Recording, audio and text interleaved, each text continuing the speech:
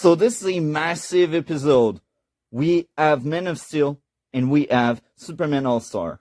And to make sure I am ready to tear apart Zack Snyder's take on Superman, I decided to read more books than usual about Superman. So here we are. The first one is Birthright. Why Birthright? Well, on my research, Man of Steel was inspired by Birthright. So I ended up reading it. And it was quite fun to read. And yeah, so that's the first thing I did end up reading. The second thing, The Exile. Same deal. I ended up reading it because I knew Man of Steel was also inspired by that. And again, Snyder sucks. I'm sorry, Snyder fans. And lastly, I decided to read All-Star Superman, and that was mainly for James Gunn's take, to see if he's more competent at handling Superman. So yeah, that's what I read.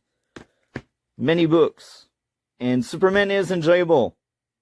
It's very enjoyable to read. It's enjoyable to watch. I like that superhero. He is amazing. And that was a very long intro. We are live. Thank you for joining me. How are you, Matt? I'm fine. Happy to be here to talk about comic and Superman. You know, I'm a big comic guy, so every time is fun to talk about that and hear your weird opinion about this movie. You know, you said you hate Zack Snyder. I'm kind of worried about you, man. Maybe you need help, but we talk about that. And yeah, happy to be here with all you guys to talk comic. And you, how you doing, guys? I am doing great. What about you, Chillmonger? I'm doing good. I liked Superman. I liked Man of Steel too, with all its flaws. And I'm here on a good week because we have superhero movies in the movies doing well. Yeah, I'm with you. I'm so glad it's doing very well. I was worried. I was worried because, let's be honest, there's a lot of cultists out there that wanted Superman to fail because they thought if Superman fails, they will bring back the boy Zack Snyder. But here's the truth. If it failed, DC would probably sell off parts. And we would end up with like a early 2000 Marvel where that studio owns that thing of DC and that other studio owns that other thing from DC. And that would be very hard to get a shared universe. So the sole fact that now we get a somewhat successful, as of right now, Superman movie, that's a good thing. And I'm glad. I'm a big Superman fan. I've read so many Superman books in the last few months. I've also read a bit of Supergirl here and there, but it's a bit hard for me to find Supergirl books that are before the 2000. I got like these two omnibus that are Silver Age Supergirl, and I will be honest, I'm not the biggest fan. I really liked Woman of Tomorrow. That was amazing. But that's the somewhat very long intro. Is the dragon there? Is the dragon okay? Or the dragon is still away? Looks like the dragon is still away. So here's the planning for today. We will talk about Man of Steel. We will talk about Superman. We will talk about the ranking of the big three, Lexs, Lois, and Clark. And then the final segment of this stream will be the source of material discussion. How accurate are these stories, and what's your experience with the comics and all? So that's what's going on today. And let's get into Man of Steel, and be aware, be advised, we will have a lot of spoiler about both movies. One is 12 years old, so you should have seen that by now. And the other one is brand new, but the warning is still there. So I will let Matt start. What did you think of Man of Steel? You know, I see this movie in cinema back then when the Warner announced he decided to create his own superhero universe with the DCEU. Now this universe is dead because so many things. But back then, I was hoped to see something bigger than the MCU. Because I'm a big fan of the Batman universe and Green Lantern universe and the Justice League universe. Not big fan of Superman. I like the character. When I was young, one of my favorite TV show was Smallville. I loved this show so much. But other than that, I was never a big fan of Superman. But I was okay. I went on to see this movie, and one of my favorite superhero movie of all time is Watchmen by Zack Snyder. So I was like, okay, if Snyder do this again with Superman, that would be a so big movie. And I see the movie, and I like the movie. I feel Henry Cavill is great as Superman, not much as Clark Kent. But I like the story. I like the intro where you see much of stuff about the Krypton. The intro may be a little too long, but I feel it's more interesting that the intro for the original Superman movie. I feel this movie does that better. And the strange of this movie is the action sequence. Zack Snyder know how to create big action sequence, and you see that in this movie. And Henry Cavill is so intense with this role. I like that. And you have this villain, the General Zod, played by Michael Shannon, and he's perfect in the role. For the first time, you not have Lex Luthor as the main antagonist for the first movie. I like that idea. It's the only movie I've done that for to start a new era of Superman, because you have four Superman movie with Christopher Reeve, and each has Lex and you have Superman Return with Lex Luthor again, and now you have Superman. And the story is again the main antagonist. But for this time, Zack Snyder say no. We use other antagonists, and I like this idea to change for this for one time the premise of the origin of Superman, and I like that. And Jaron Zod is one of the big villain of the Superman universe, so a good choice for that. Yeah, and then I feel it's a good entertainment. It's not the perfect intro to a new universe. And this movie feel like he feel unique for the own. He has a story, a start and the end with some interesting element in it. But in the end, you don't see that is a big universe behind this movie. You have a little element in the movie like the Wentech logo and Lex Corp logo in there, but I like that. And you have so many good actors in it. You have Kevin Costner, Diane Lane, Lawrence Fishburne. You have Amy Adam, and you have Russell Crowe who play Joel. So a big cast for this movie. The Warner want to start with something strong, and he done that. The movie back then was not loved by everyone, but I like this movie, and I want to see more after this movie. I was so hyped to see Batman vs Superman after that, but it is a story for another day. But yeah, in the end, I feel this movie worked okay, worked great. It was a good entertainment. It was one of the best Zack Snyder movie he had done. So yeah, I like that, and I feel that Henry Cavill was perfect for the role.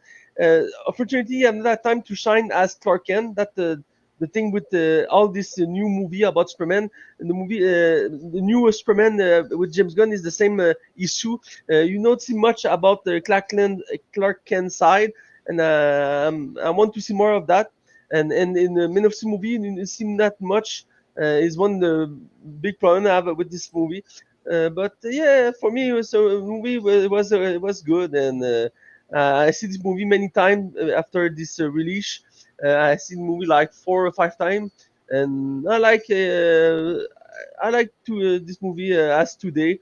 Uh, I understand why so many people don't like this movie, but not my case for me. So yeah, I want to let the chance to other people to talk about that. Thank you for sharing. Just before I pass the mic to Chillmonger, I gotta say I like that movie, but here's the thing: it's not a good Superman movie. And now I will let Chillmonger go. What did you think of Man of Steel? Overall, I liked it. Yes, the action was the strength of it. And then one other thing that was cool about it was the point of view shot every time he was flying. We're going with him. That is memorable all these years later. They redid the villain Zod.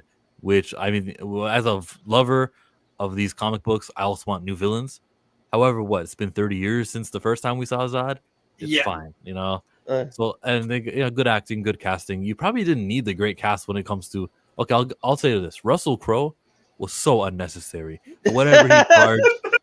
You could have got somebody who would have done it for $50,000. You know, some dude who's in Hollywood who's been waiting for that big break. He's 50 something years old, and you could have got somebody to do it then.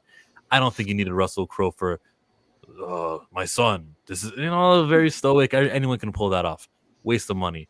But I'm just trying to save the studio money. You know, this movie only grossed 670 million. I checked it, and that's not that much. You know, Man of Steel should have made more. They probably should have named it Superman Man of Steel and got some money, right? We could have colloquially referred to it as Man of Steel.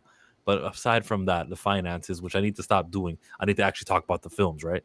I'm fine with the finance, man. That brings another layer, another aspect of the discussion that I actually like. So thank you for bringing this up. You're welcome. Lois Lane was beautiful. A lot of people don't like the casting.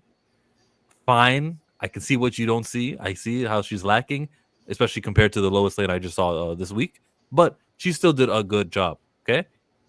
Tornado stuff, wrong. Okay. yeah.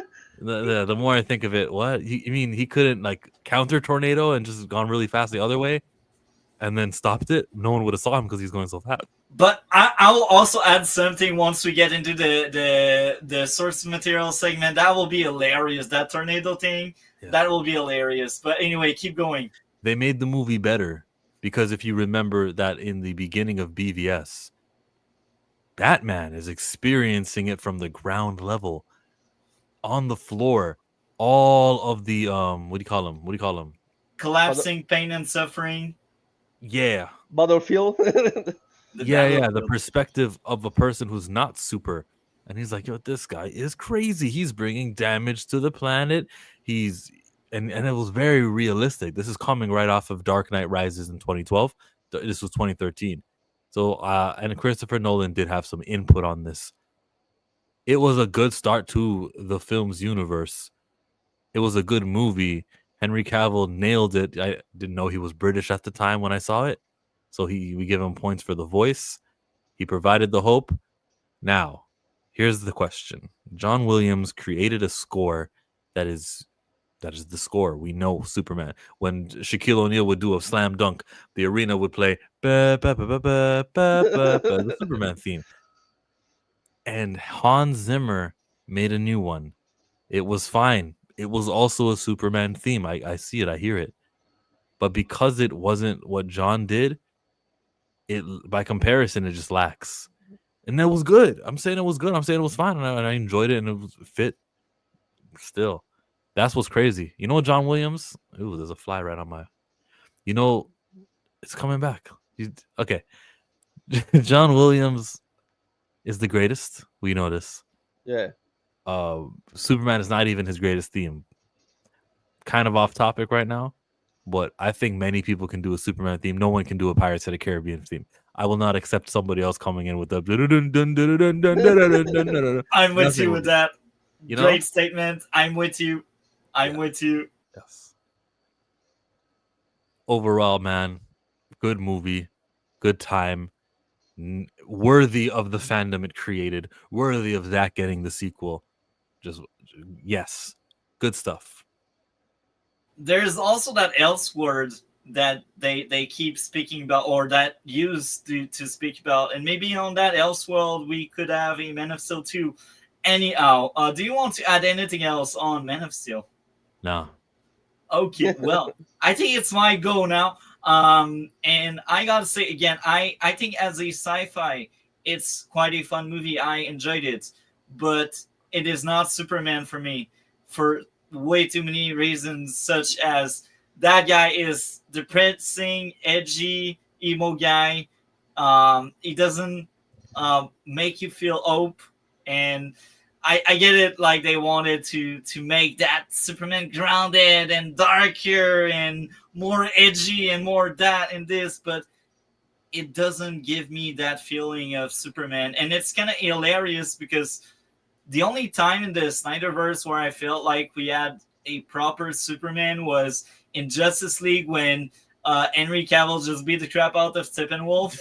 And that's not even Zack Snyder idea. That's freaking Joss Whedon. And that's the only time in the Snyderverse where I felt like, oh, we got a Superman now. Anyhow, to get back to Man of Steel, I will also say that even if Superman only appears in like second hour, to be honest, it took like 15-minute-ish before he shows up, I still feel like there's a serious lack of Clark. We mostly only get Superman, even if he doesn't get the suit until the second hour. We don't really get to see Clark. He doesn't do reporter stuff. And again, I think that Clark is so lacking. It's to call him Clark is so unfair for all of the other iteration out there. But I gotta say, it's not Cavill fault.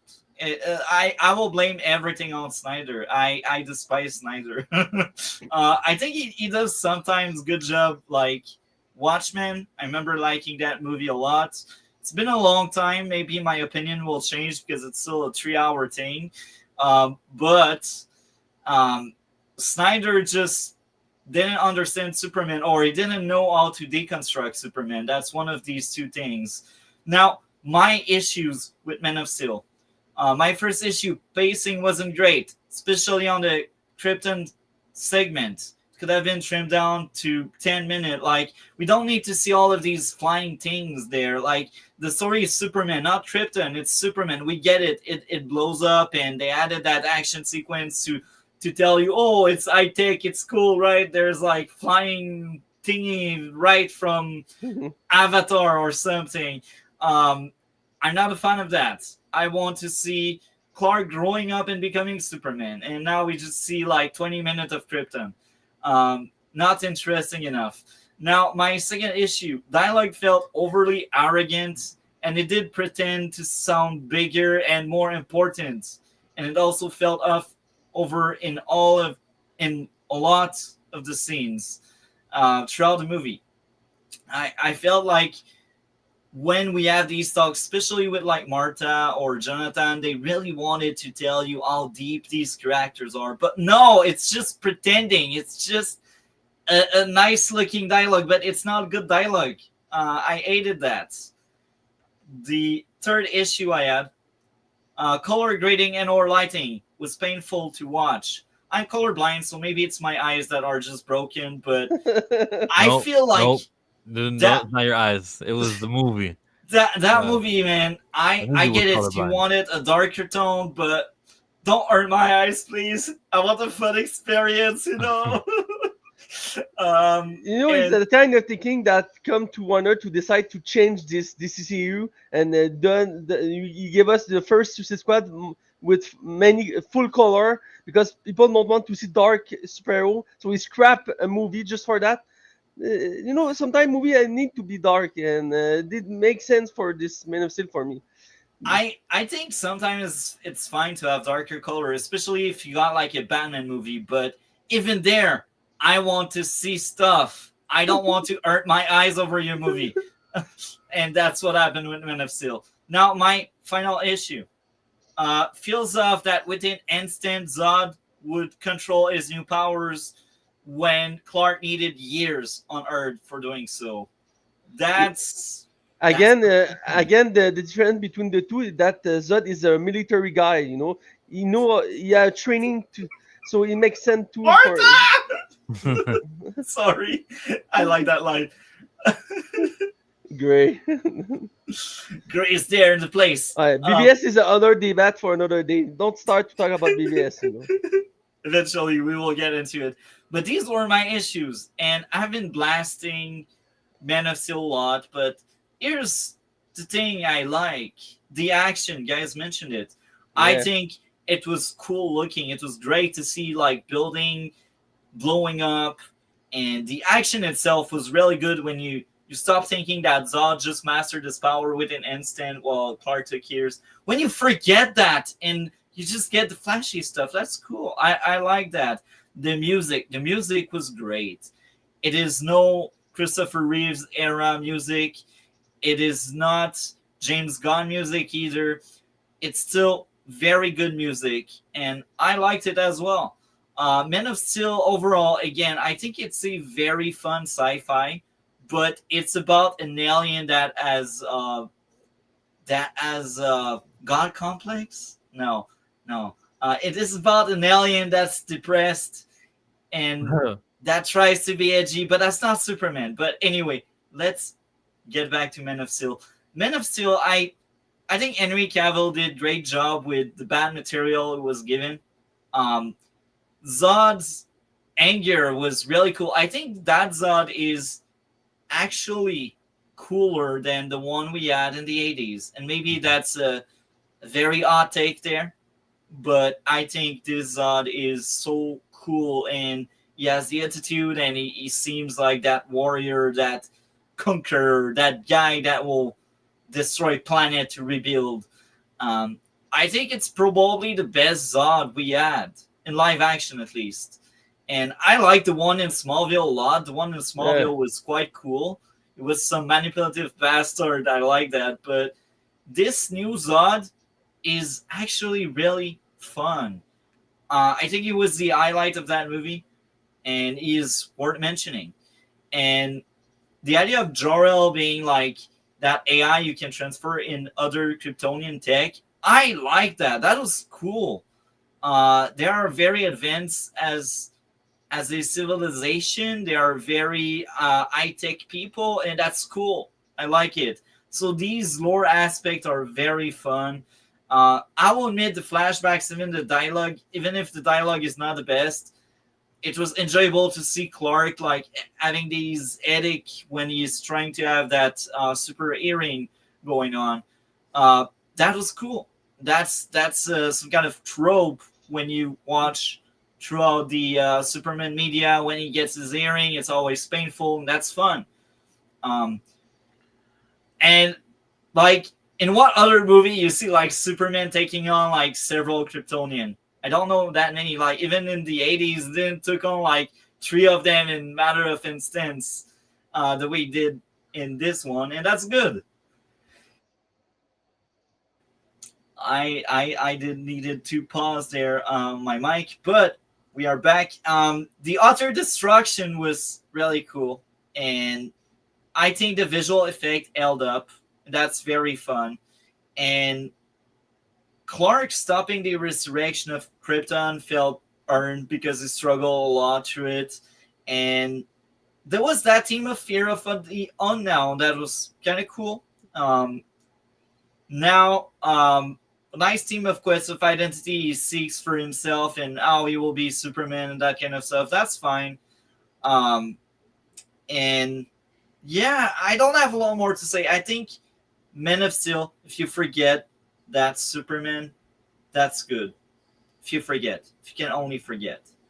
I don't have a lot more to say, so I will pass the mic to Dlord. Men of Steel. What did you think of Men of Steel? The Dragon. Dlord. You marked down you were there. on Titan? Yes. I was just waiting. So that's your goal. What did you think of Men of Steel? I have the controversial take, okay? I have a little bit of a controversial take because I've seen it twice. I had to talk with Cole. I have checked a lot of other reviews just to see if I was the insane one. Now, what you're about to hear is a very well-educated thing. Now, my prediction going into the film was I went in with black. Marvel, I have to take as a grain of salt. Now, every Superman reboot is usually either ass or not done correctly. So you need to actually take every single one with a grain of salt. And it depends on the era it's written in. Now, we are working with James Gunn here. No, we are not at James Gunn yet. We are still. You're getting on to Man of Steel. Yeah, James Which Gunn one is Man after. of Steel? Which one's Man of Steel is Zack Snyder. Edgy, dark, gloomy. It's the dark one right after Dawn of Justice where he comes back. Just before Dawn of Justice.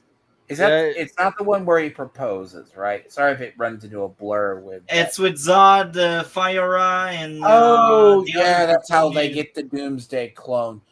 Yeah. and the very weak Lois Lane. That's only No, Lois Lane by name. it's it's interesting that Man of Steel and Superman Returns is getting more of a glow up, because what's interesting about the earnings of Man of Steel is the earnings are actually lower in the opening than what Superman, the recent one, did.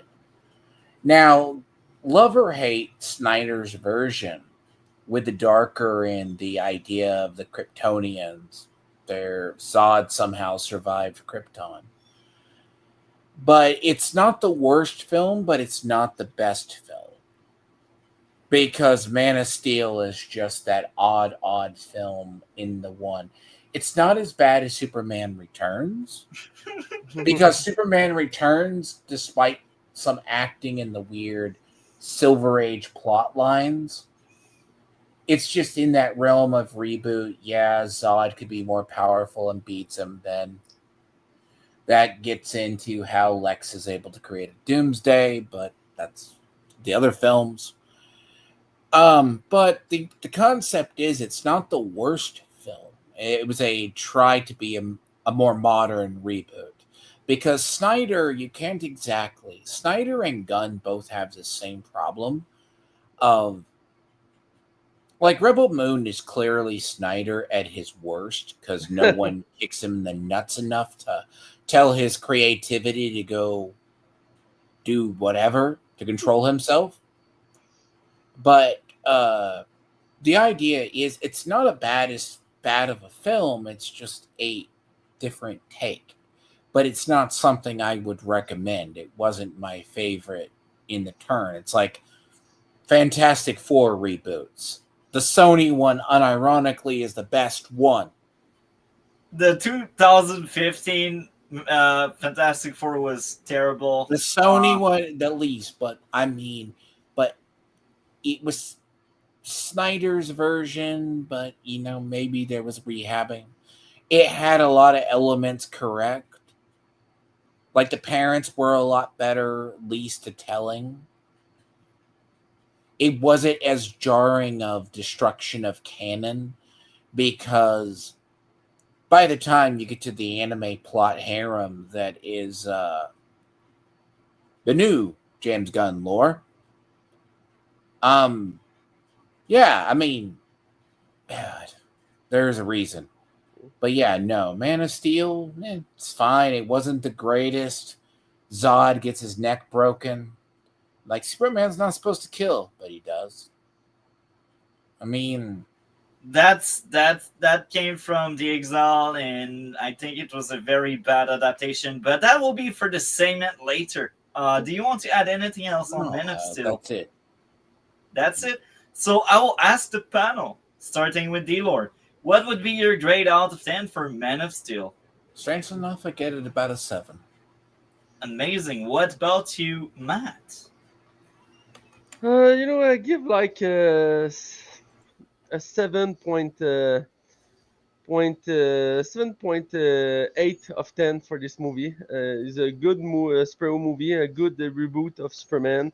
The movie has some issue, but Henry Cavill is strong at the role of Superman, and Michael Sheenan is perfect as General Zod too.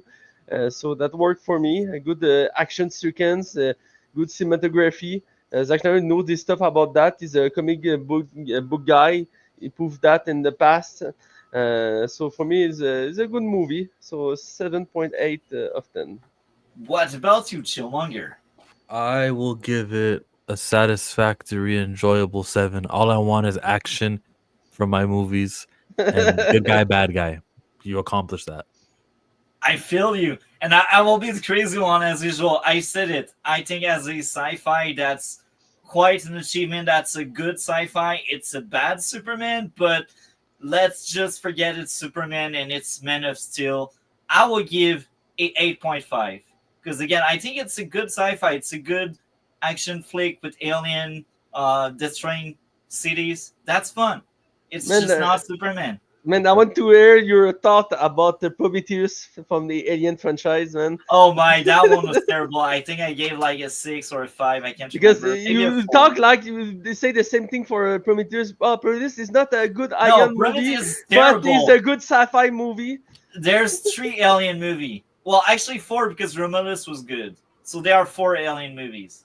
The Okay. first 3 and Romulus. I That's- see. Anything in between doesn't exist. We are we talk- talking about the alien. No, Aliens is okay. I personally do not acknowledge. It's kind of like as I love the Dragon Age franchise as video games, but I don't acknowledge anything after 2. In Aliens, I don't acknowledge anything past the Ripley saga because I don't even want to get into the destruction of the universe that is the David saga because I can point to Dark Horse Comics where they could have drawn from. Aliens are not an invention of 250 years. There's an entire planet of them, and they are seeded all through Predator. I think is that the subject for Yeah, today.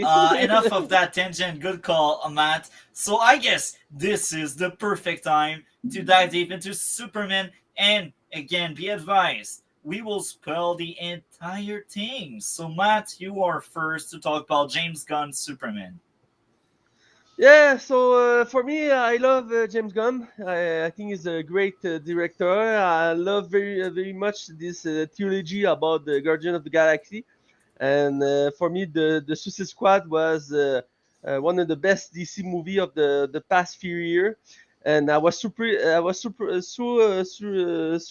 to love Peacemaker spin-off, and I'm so happy the season 2 come out in 1 month. And the Creature Commando, the animated TV show for the chapter 0 of the DCU, released December 2024, was good too. So for me, Jim Gunn is work every time for me.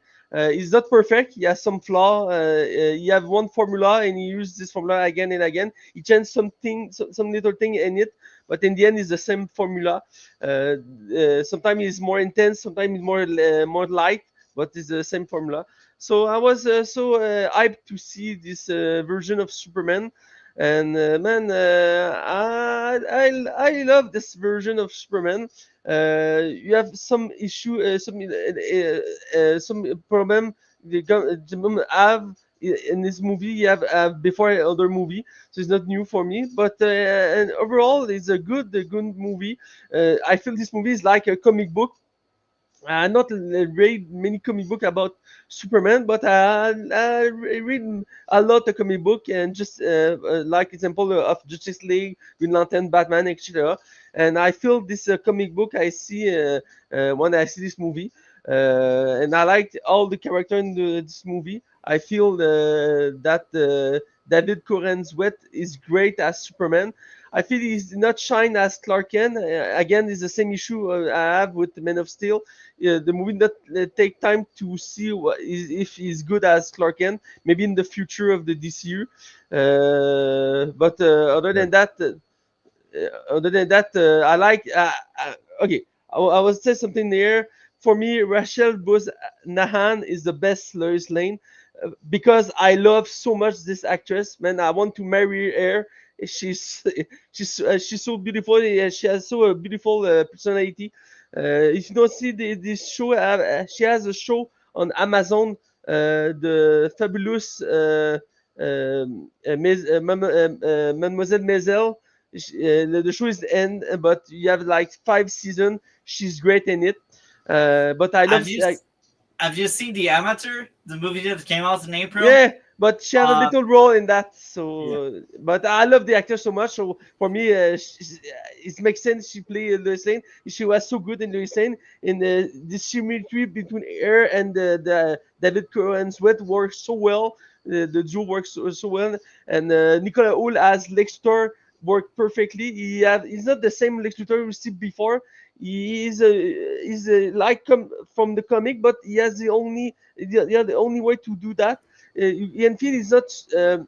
The thing with Lex Luthor is, he's this big guy's rich, and he think he know everything, and he's not fear of everything, and he feels strong as a rich man. But this version is the same, but he has not this strong aura. He's feel more like he's a fear. He's upset by the Superman. He's Obsessed. Does upset. he remind you of the gold? To me, I think he reminds me a little bit more of the Silver Age Lex Luthor mixed with the modern interpretations.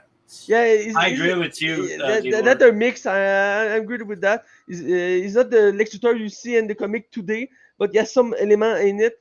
And even Donner, the Superman, the 78 films, he borrows from that one. Yeah, If you think about how they did him.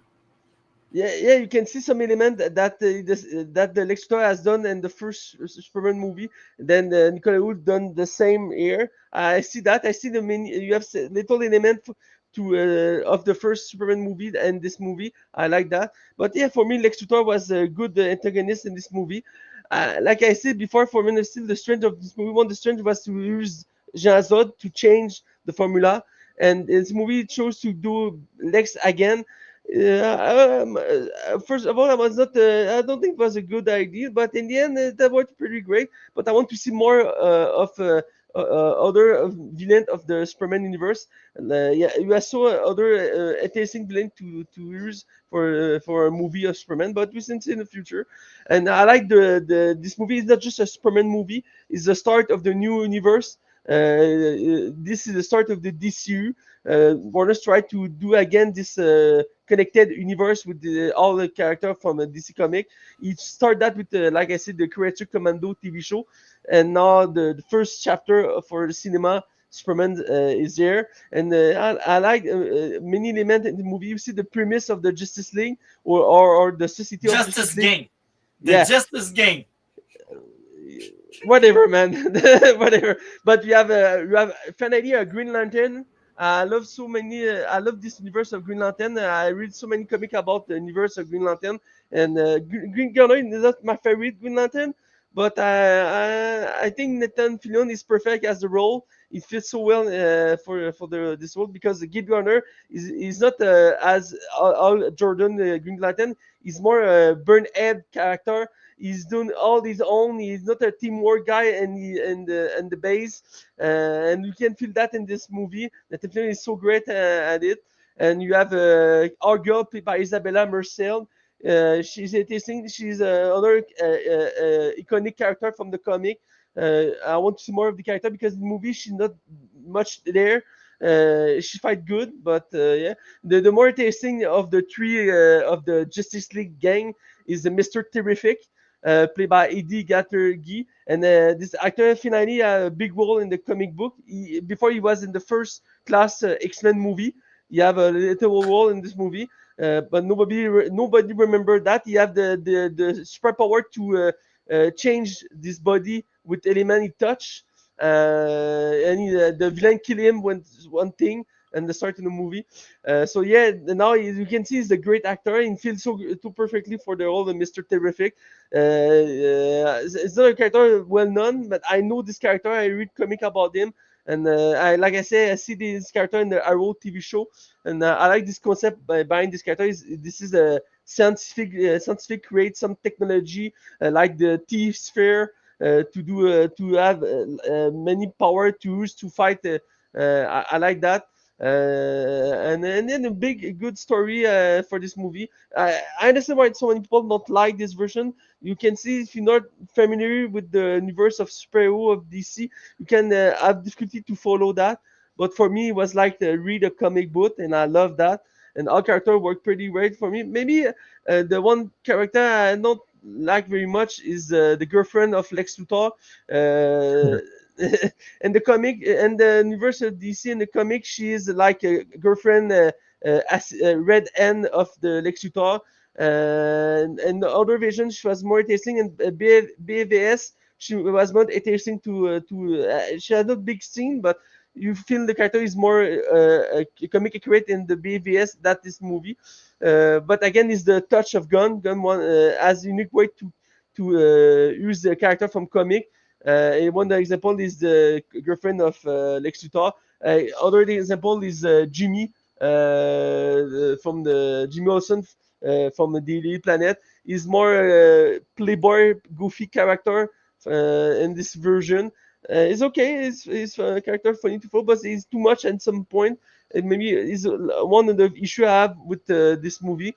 Other issue is an issue, but this personally, I think for me, is the use of term of Ultraman.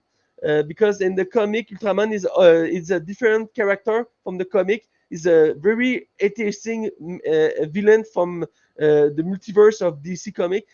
Basically, is a version of evil of Superman from Earth 3, and he lead the team of villain to go to Earth 1 to destroy the Justice League. And all member of our evil version of the Justice League. You have an old man. Is a version of evil of Batman, and you have a Power Ring is the evil version of Green Lantern, etc. You have Superwoman is the evil version of Wonder Woman, and Ultraman. Crime Syndicate. Yeah, and Ultraman is a tasting villain. I want he had the own story, but in this movie, he just used the theme to create a big reveal in the end. Because if the movie said this is Bizarro, you know who is Bizarro, but to hide that, he changed the theme for Ultraman, and I don't like that for me personally, because the villain in this movie is Bizarro, it's not Ultraman. It's okay. Bizarro is a interesting villain for the universe of Superman, but I feel maybe they want to use Bizarro at some point. That's why they didn't use him now. Maybe, but he wastes the name of Ultraman now. If you want to use that again, I feel that the theme was not not interesting again to use. Maybe in the future, with James Gunn. But it's personally for me is one point I not like about the movie. But action was interesting. The story too. The final act when the city is split in two with this other portal dimension to absorb the city. It was visual stunning to see. I feel the movie need a little more of iconic scene for Superman, because Superman fight in the movie, but in the end, it's not a big strong scene like the version of Man of Steel. For me, the other thing I don't like much about this movie, but in the end, like I say, it's a good movie. I love this version. I feel I read a comic book, and it's a good point for me, because so many movie about superhero I see in the past year don't feel like I see a comic book. It's just like a action, basically a movie, or a sci-fi basically movie. But this one I feel is a comic book. Like I feel when I see the Suicide Squad movie, I feel I read a Suicide Squad comic, and I love that. The feeling I want to see when I see this kind of movie. Maybe just me, but this is what it is, because I love comic book. I read so many of them. So yeah, I love all the movie. What comic book do you think the stuff mainly reminded you of? Because I've heard someone call this a comic book movie, but I've seen various storylines. I know that example, but I know this movie. The main comic used to do this movie is All Star Superman. I read a little about this comic. It was a great comic about Superman. But it mostly borrowed the aesthetics of it.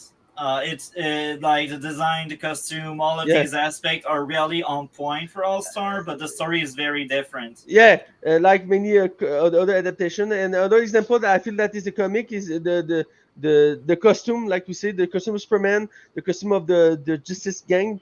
I'm not a fan that the Guy Gardner has a green costume, but I accept that for the purpose of that. And the costume of Metamorphoso, I think is the name. Metamorpho. The look is comic accurate. I like that, and same thing for Mr. Terrific. He has a comic accurate look from the comic. I like that too. Yeah, for me it's like a comic. I don't know how to say about that, but I'm happy for this version. It's not a perfect version. I understand why some people don't love this version, not because it's not like the style of Snyder, but the way the movie has done. Like I say, this is a formula of Gunn, and Gunn has a unique way to direct comic book on cinema, and this is why some people don't like the way he use that. But I feel it's a good start for a new universe, and you have something in mind in this movie. You can for the future. I want to see like the future movie about Supergirl. I want to see that because we had one movie of Supergirl, and this movie was so bad. So I hope this time we done it right for this character, and I want to see, like I said, the Peacemaker season 2.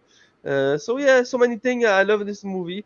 So I was stuck because I want to hear you guys. I feel I just talk nonstop, and That's I fine. don't want That's that. the point of the show. Thank you for sharing, I- He's Chillmonger. getting it out of his Oh, system and with the cope and seething. Yeah. Because I jokingly say this because we get to look forward to the storyline he wants to use for Wonder Woman is Woman of Tomorrow. Yeah, but And Dlord, we will talk about that later. Right now, Yeah. it's the Superman review, and I will let Chillmonger go on. What did you think of Superman? I can't go that long. I think I have 4 minutes of analysis inside me. That's fine. I give you 10. Start. Okay, I'll stretch it. Maybe I'll get to 5 or 6. I thought it was all right. Okay, so I went in there and wanted it to be good. I wanted to start off this brand new films universe with someone competent, and what I was looking for was world building. From the start, when it gave us the words and it said 3 years ago he made himself a public superhero. Okay, good. We don't have to settle on like things are worked out, right? But 3 years worth, you got everything figured out. And then as I see other superheroes appearing in the movie, there's this is what happens when a big monster attacks. You get other superheroes who can help. Good. We're set. So the competence of James Gunn was there. He knew he had to be different, and that's something he decided 2 years ago. So far so good. And as I'm watching it, I'm getting more relieved and more relieved as I see Crypto the Superdog. As I see in the beginning of the movie, a lot of the things they put in the trailer, like him in the snow and we got to put the sun on him, get him stronger. That was early in the movie. A lot of the lines Lex Luthor uses early in the movie. So I'm like, okay, they marketed using the early parts. That means I'm going to have a unique experience over here. Yes, Ultraman or, the clone when he unmasks. I knew about that already and that wasn't a good surprise. I don't want to see another clone of Superman.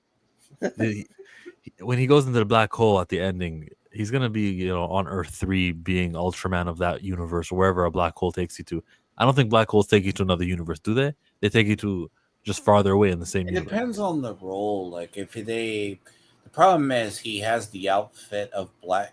I jokingly say he has the outfit of Black Noir, but he has the outfit of Doomsday when Doomsday first appeared. But he also has the potential to be Bizarro, but unofficially, and maybe it's a dream, but he's too stupid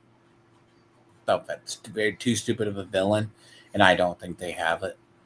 I don't want to see a clone. I don't want to see a son of Superman, Superboy. I don't want There's anything to repeat. That's why I quote the Quest for Peace, the Donner version. Lex Luthor throws Superman wants to get rid of nukes, throws nukes into a sun and creates a nuclear-powered superhero.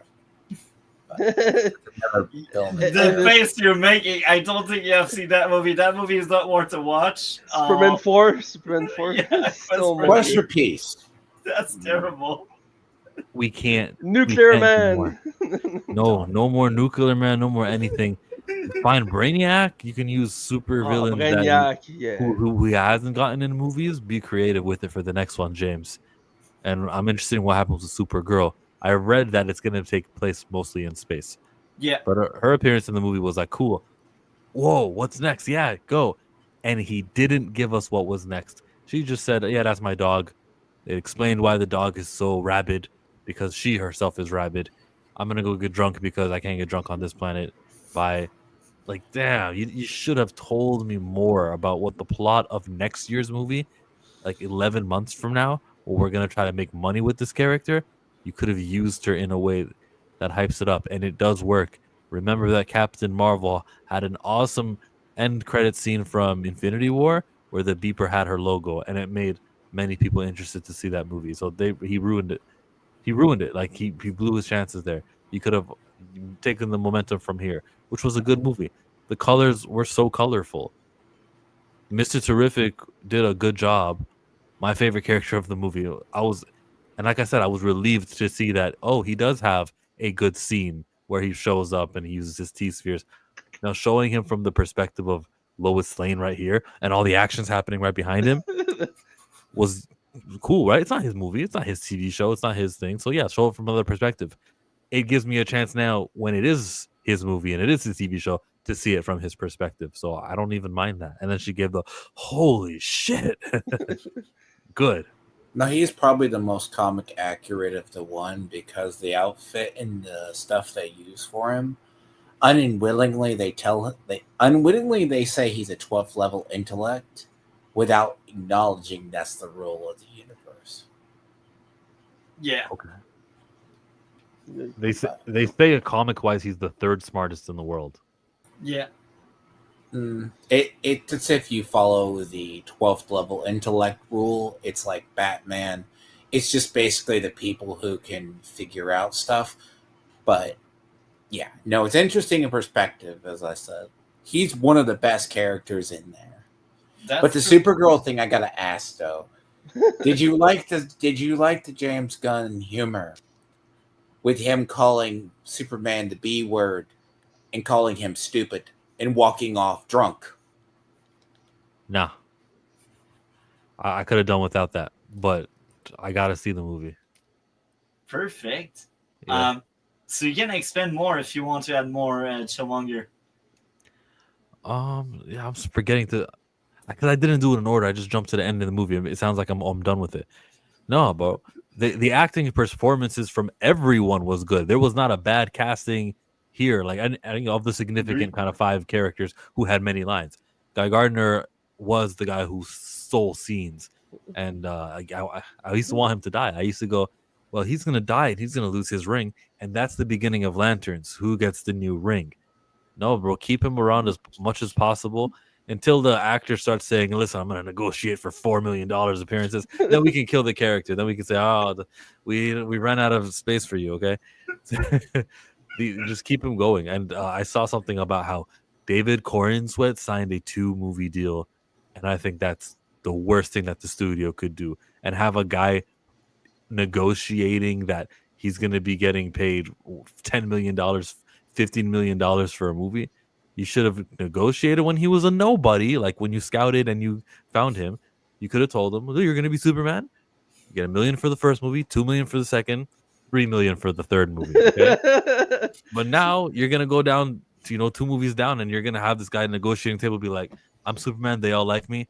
I need 10 million. I need 15 million. Like, and what are you going to say? No, we'll recast. No, you can't do that. People are invested. That's hard to do because DC, I think, okay, if you know anything about the DC EU, they're not good at keeping actors. And it's not like a Robert Downey Jr. thing where you can keep a guy signed for 4 films. And to top that, they were not even sure that new universe would succeed. I think that's the biggest factor. They were not sure if they would be successful. Okay. And that's sad. I agree with you, Chill, but I think that's the perspective to do. All you tell David is it's a 7-movie deal. Now, if we go 2 years, if 2 years pass and we don't use you on an appearance, the contract's expired and it's null and void, right? You can't do the start. That's actually the old Star Trek contracts where they signed them to automatically 3 or 4 seasons. But I like your take, Chillmonger. I like Good it. idea. They should have went the way you're saying they should have went. I like it. I like that. Yeah, they had no confidence to give a 2-movie deal. When is the new movie? I don't know. We'll find out depending on how well this movie does.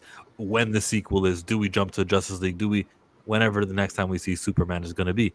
But the times we saw him today in this week's movie, was good. Like he got beat up more often than I wanted. He was like fighting, getting sucked out of the black hole, which was creative, right? He's not like he's losing a battle. The kryptonite thing inside the pocket universe, that you can't. That's the reason why he's weak. But seeing him fight the giant monster, yeah, I get he wasn't trying to kill it, but seeing how often he was getting his butt kicked, I don't know. We could have reduced one of those fights. We could have taken it down a notch. Like he nearly died because the engineer put something inside of his mouth and started blocking his airways and his lungs. And I seen him too vulnerable too often. We started the movie with him vulnerable, so that was a flaw of the movie for me to see him. And So it I makes sense think each time. see I don't see it's weird. Okay, I ask you. Did you know the sun that he was fighting was supposed to be Solaris? They put more importance on the kaiju versus Solaris. That raised it didn't look good in the second time I saw that. I'm like, because if you know who Solaris is, I don't. Me neither. okay, so do you know the scene when he's putting on his boots and outside they go, they can handle it? Solaris eats suns. And in Superman Legacy, All-Star Superman, it's a prime example of Oh, the right. he I remember he now. damages the sun, which nearly would have plunged the Earth into an ice age. So again, Gunn probably didn't realize, I'm going to use Solaris there. But let me say on the Green Lantern, like I think they're going to keep Guy Gardner there because they're going to try to introduce Hal Jordan. Because now the only thing about him, he's going to be a core. Because in certain lore, he was supposed to be the first Lantern. Yeah. Because it's just Hal finds the ring first. Or find the power source. Because I think he knows what I'm talking about. By certain metrics, Guy Gardner is supposed to be. But Guy Gardner is also a meta character. That's why, I have to give your thoughts on him. So how did you like him fighting with constructs? He was great. He was especially funny. the middle fingers when they come up for the tank. I saw that. Okay, go back. If you see it, you can see it. I saw it in the trailer. It's better when they actually show the fights there. Like him, like the fighting with the constructs, yes. That's why I said there's a lot of little tidbits. Gunn used it as a base. Now, did you come into this film knowing some of the backstory, or did you come in more as a newer? There's 3 types of fans I think this was made for. New, more people who are seasoned on the far end, and then the middle ones who know some of the lore. Of DC? Yeah, or of the film. No, I only know the cartoons and the things that they've put out in movies, which I've watched most of them. That's all I know about DC. Like you watch the animated universe ones? Yeah, I've seen, if not all of them, most of them. Yeah, so you're good on that least. See, I think it's harder on the normies because Miss Sparkles watched it with me. She got lost. Miss Sparkle has seen it. Oh, I will send her the link. She did. So if you jump off a normie into the film, you're going to get lost in it because it's boom, boom, boom, action, action, action, and then. It works for someone who's familiar with the universe.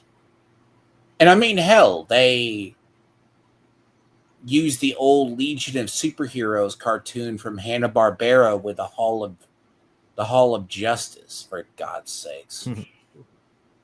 But anyways, that's why I said there's a lot of little stuff in there if you're familiar with it. But the core that Gunn uses, I have to ask, did you like how Gunn used the stuff? Did you understand he wants to go with the meta? When you say God, if I asked you what Gods and Monsters means. Chapter 1, Gods and Monsters, is what he announced 2 years ago. What does that mean to you? Oh, just that what he named the phase that. Was it a comic? Well, When in DC, what do you think of gods? Gods and New, monsters. New Gods. Jack Kirby's. You think of Jack Kirby, you go to the extreme. You don't think metahumans. Because that like opening crawl is what gets me. Because you mentioned that 3 years, 3,000 years, 300 years thing, and it gets down. That's my nitpick with it. He almost hints that Superman is a metahuman.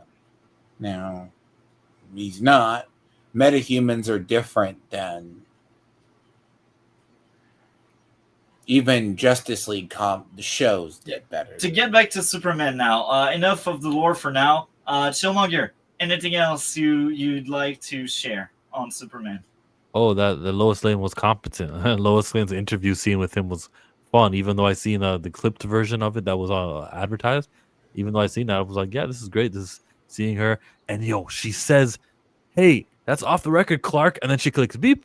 So I'm going, there's somewhere in the Daily Planet right now, that file where she's kept that recording. So they hear the word Clark. And I don't know. I don't care if his glasses are hypnotic or not. I don't care. If they say Clark and Lois is talking to Clark and they put it together, that's the voice. It is the same guy. Someone's going to investigate. Someone's going to figure it out. Jimmy Olsen, he's a good investigator. He'll figure it out. He's too busy with his new girlfriend. So, anything else, Chillmonger? Nah. Thank you for sharing. So, I guess now that's my shot. Just before I get into it, I gotta mention Jada the Fanboy. I sent him a link, so if he wants to join, that'd be great. But I've seen one of his video, and I've listened to it. I strongly disagree. So he was having a few nitpicks, and I feel like these nitpicks are usually popular, and that could kind of make sense. So I will add more context. So one of the nitpicks is, okay, Lex Luthor wants to discredit Superman, and he has a Superman clone. Why not using it? Well, there's a lot of counter argument to it. First of all, the clone, we don't hear any moment he can really speak full sentences. And I might be wrong. Correct me if I'm wrong, guys. Did the clone ever spoke like entire sentence outside of one big stream? He's supposed to be very okay.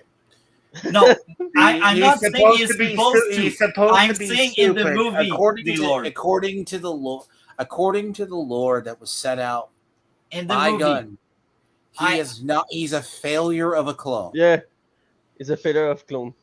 And he has the biology, but not the intelligence. Mm-hmm. But the concept still would apply. You talk about what he cannot speak. No, what you're Lex talking says B14, C3, but he doesn't talk.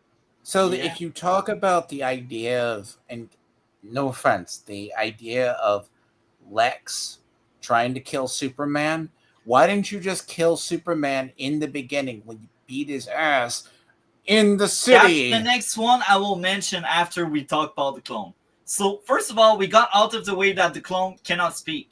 He is just brown and no brain. Now, the next thing is it's a world with lots of metahuman. So you can simply say, oh, Superman is not that metahuman that wreaks havoc. And it's supported by the fact that the clone doesn't speak. So it's really hard to frame something on something that doesn't speak. Just saying. And again, like, there's another thing. Yes, he is a clone in terms of, like, he has similar power level. Like, he has super strength, super speed. But when the mask was taken off, I might be wrong again. Correct me if I'm wrong, guys. But I think I've seen long hairs. Yeah.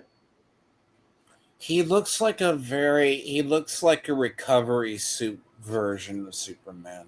So how can you discredit Superman if your clone doesn't speak, if your clone has long hairs, and if there's a lot of metahuman out there?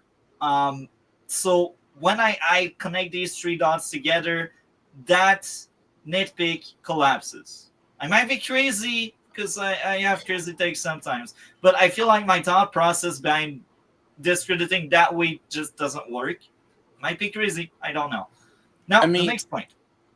Yeah. Oh, I will let you go, Dlord. No, I What was did going you to want say to too. say? On you're talking about the appearance. It's Gunn does not do a good job of elaborating the script. Well, the script doesn't really say, because okay, by power metrics, if he's able to beat Superman pre-healing despite the Goku Super Saiyan level healing that he becomes stronger every time he's healed, that's one of my chief complaints. But the idea of he beat Superman horribly, that's how he wound up in the snow, and then Superman comes back at 83% power, still loses to him again. Well, there's a big difference. The time he loses, we had Crypto smashing drones, and the drones were helping Lex. So, No, I mean, I'm and talking the about conflict. in the beginning when he gets Yeah. from the snow. They're trying to find the Fortress of Solitude.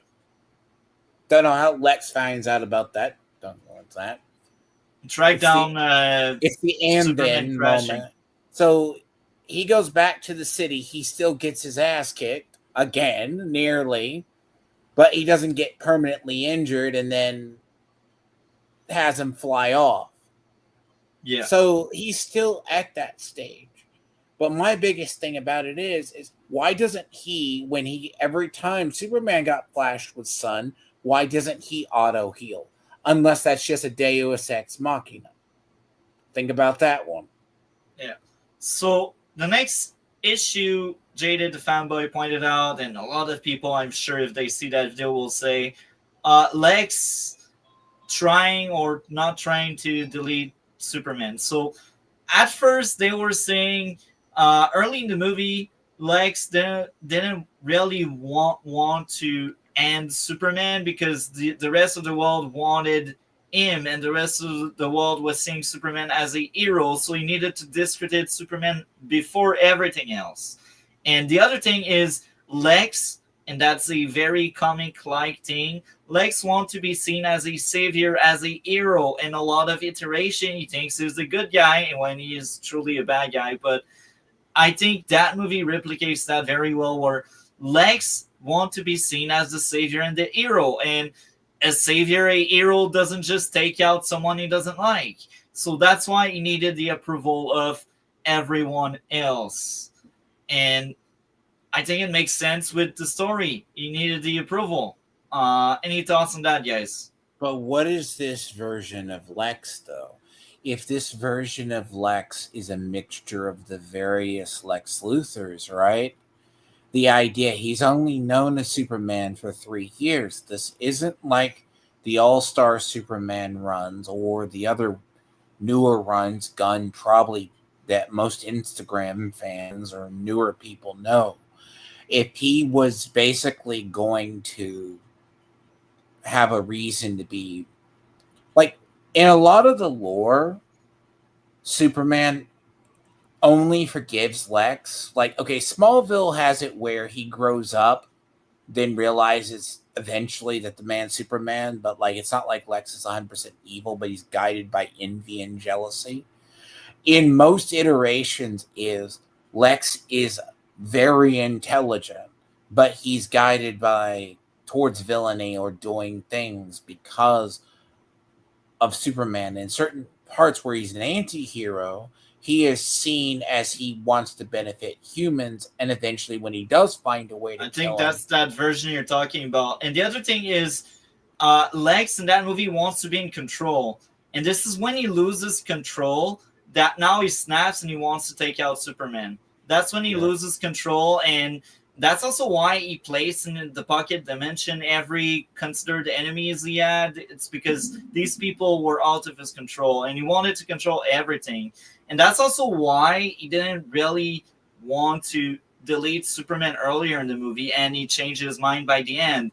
But he could not because things were going out of his control. we're not even. He are let you gonna- something slip though. You know, Superman has super hearing. So when he was talking to Superman about the dog, where's the dog? Where's the dog? I don't know. Where's the dog? I never seen that dog. What are you talking about? The one with the cape. And then like Superman can hear that, right? You No, shouldn't have there's played a one part where the Donner Superman with this very good. So did the animated cartoon very early on in the 90s.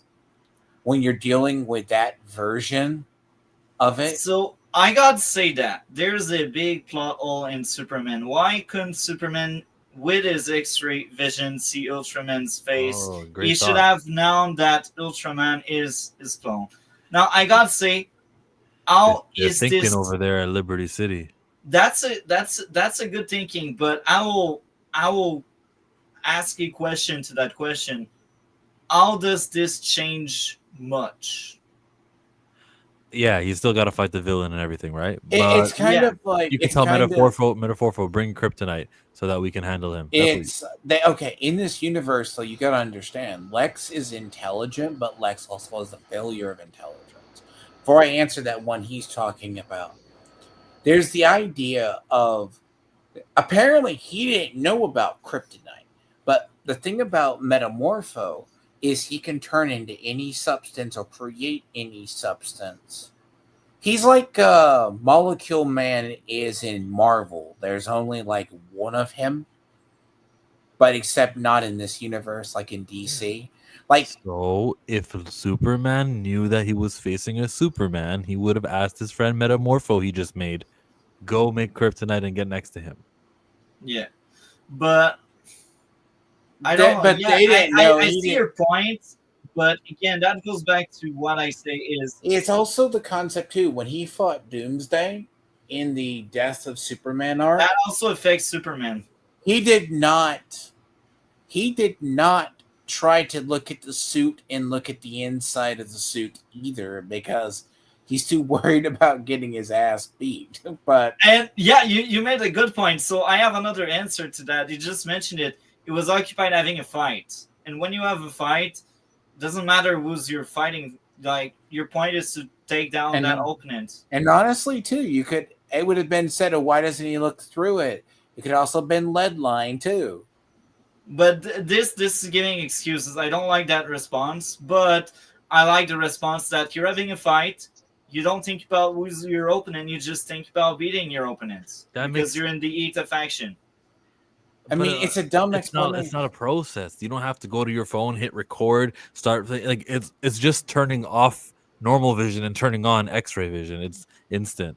He did it with the giant beast with to see the stomach, where all the grenades went in the stomach for the kaiju. So he could have done it with Ultraman. Oh, I actually like your response, Chillmonger. Um, so I will say again, I don't think it matters that much, but that's me being a fanboy of that movie. Just say it was But kryptonite helmet. Sorry to interrupt you. Magneto, he wears the thing to block all the psychics thing. So same thing with the helmet for Ultraman. That It mask could covered just it. be it could just be that unknowingly, right? They use it would not surprise me if one thing in the script, because that's not necessarily that bothered me. Because ignore the fact that half the time he's dressed like Black Noir, which I swear to God, if James Gunn has these little moments, he's also dressed like the other one. Like he's an aggressive version of Superman. Like when you first see him as a hero of Bravia, he's in like it looks like a tin can suit. Which bear in mind, if this is Lex knows he can't see through lead, he probably lead lined it. But that it never comes up in the film at all. yeah, Because it's kind of like the concept, it's kind of like maybe because Superman's not thinking it, but it's not like something he's knowingly going to do. Because part of the reason I hate to invoke Dawn of Justice or every time Batman fights Superman, because he goes, you have to ask the question, why doesn't Superman just snap Batman's neck? Because he knows, that's what it is called. because he knows Superman at the end of the day has, or as Clark, has more of a human side and will always try to reason.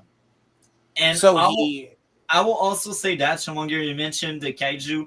I think during that kaiju fight, it was saying that he didn't have that upper end, and maybe he was using X-ray to try to find a weak point or a weakness he could use. Maybe that was what was going on. And with Ultraman, they were like he was slightly above him just because of the drones, but once he got taken out the drones, he was above Ultraman. That's why he defeated Ultraman in the end. It's because he's stronger, and Ultraman had the upper end because of the drones. So I don't think Superman was seeing the need of like seeing weak point in Ultraman, but maybe it's just me trying to defend the movie. It's not that. Yes. It's just kind of weird movie logic because the way Gunn did his film is that Lex cloned him because it's the weirdest plot hole ever because it's not like he has multiple ways. Like this is a universe in which that within 3 years, Lex knows every move Superman's gonna make, knows how to beat him, knows how to fight him, knows what he's going to do, at least for the most part, except for the little plots of don't stick him with a man that would just turn off the kryptonite and go get his child.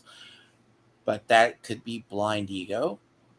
But Yeah, the concept of or things going out of control, which is what led to Lex's downfall when things went out. like of he's control. just like, how did he get out? Like if I were Gunn, it'd be like, oh, I stuck him with a guy and he convinced the person to go get his kid. No, that thought never occurs. But like Ultraman's thing, right? He's established as a dumb clone. Not even Bizarro. He's not even a doomsday thing. He's just a clone. Simple. Simple clone. And then you have Lex's only other backup was the engineer from the Authority, which James Gunn has the property rights and wants to do an entire film for, which is just nothing but a knockoff Justice League with their own version of Superman. But they just showed the engineer, which is nothing but nanobots. So it's not like, oh, he only has this and this and this. He has other contingencies. But he, at the same time, did not know about kryptonite. Actually. That's the weird part. I like your inputs. So now I will just recap what I said. I feel like some of the plot holes people try to poke at don't hold up. The discredit of Superman through the clone just doesn't work. And Lex changing his mind throughout the movie kind of made sense because he changed his mind because things were going out of his control. Now I will dive deep into what I thought about Superman. I really like that movie. It's a great movie. It's like reading a comic, or I should say, it's like watching a comic. And as much as the story itself is very different from All Star, because All Star, spoiler for All Star, All Star is about Superman being kind of destroyed by Lex because Lex used the sun against Superman to supercharge Superman and give him cancer. That's All Star in a nutshell. And this time around, it's somewhat different. Lex is still playing a part of the new Superman, but a very different role. Where in this movie, he is on the field and he fights with Superman, while in the books he is in jail. So that's big difference. But to get back on track, the Superman movie we had great costume and set design. It really felt like the All-Star Superman adapted to a movie with a slightly different storyline, but everyone looked and acted Except the way they would. The collar from New 50. That's the New 52 collar. And All-Star as well. Like, especially Clark, one of the shots that was in the trailer just before he enters the Daily Planet, I remember seeing that in the comics as well, the All-Star comic. And now, what else? Well, Lois was really cool. She was a great character. And I think Lex is a mixture of many Lex. He is arrogant. He wants to be that person that everyone praise and sees as a hero, even if he's a bad guy that's jealous of Superman and that doesn't like the fact that he can't control Superman. That's why I need to tear apart and discredit Superman. It's because it's beyond his control, and he doesn't like that. He likes control. And Lois' growth into embracing a relationship with Superman and Clark was kind of great. It felt like a Lois thing. Because most of the time in a lot of adaptation, Lois is that person that really sucks with relationship. And this time around, they hit it at the right place, and she wants to be better. She wants to really enjoy that relationship with both Clark and Superman. And I will say the Superman voice was cool. That You're added forgetting the fact she wanted to break up with him at the first part of the film. Yeah, but that got solved by the end of the movie. That like they kiss and they want to be together in the end. That's why I said grow, because at first it was breaking apart, but in the end they stick together and they really want this to work. So that's why it's called grow, because it went from something to something else.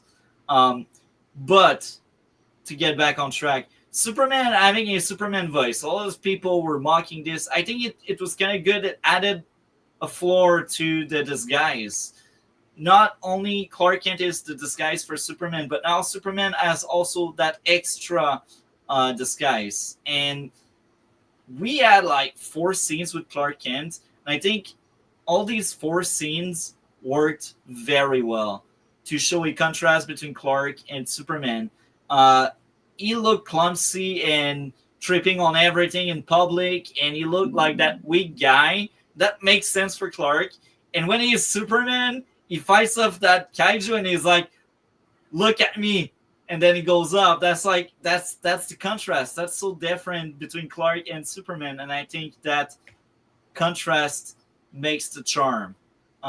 It worked very well. What else? The music. I really like the music.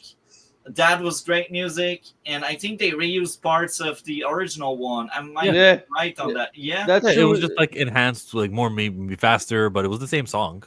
That's amazing. I like that touch. Changed the genre. If you're talking about the original theme, one from the Donner theme, they did change it a little, but you're not using one for one. Yeah, and I think they tried to go period, like. Yeah.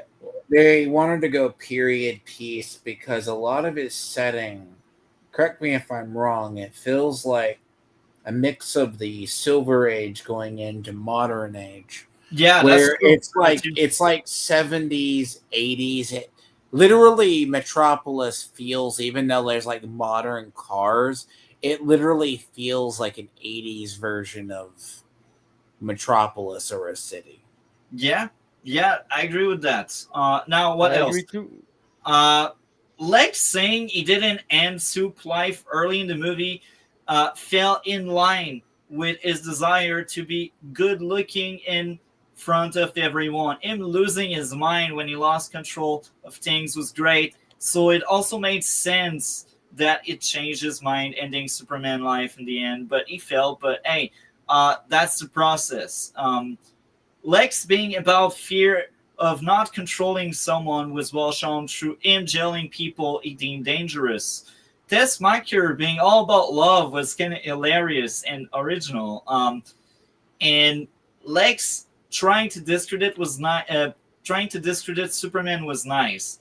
It collapsing due to Lexs' ties to the war was great, and that discredit aspect is something that happened in Birthright. I will keep that part. That's one that I've seen. Birthright's been quoted as well. Yeah. But that's another of the modern runs that people like to use. Yeah. They like to use that one, but it is definitely a...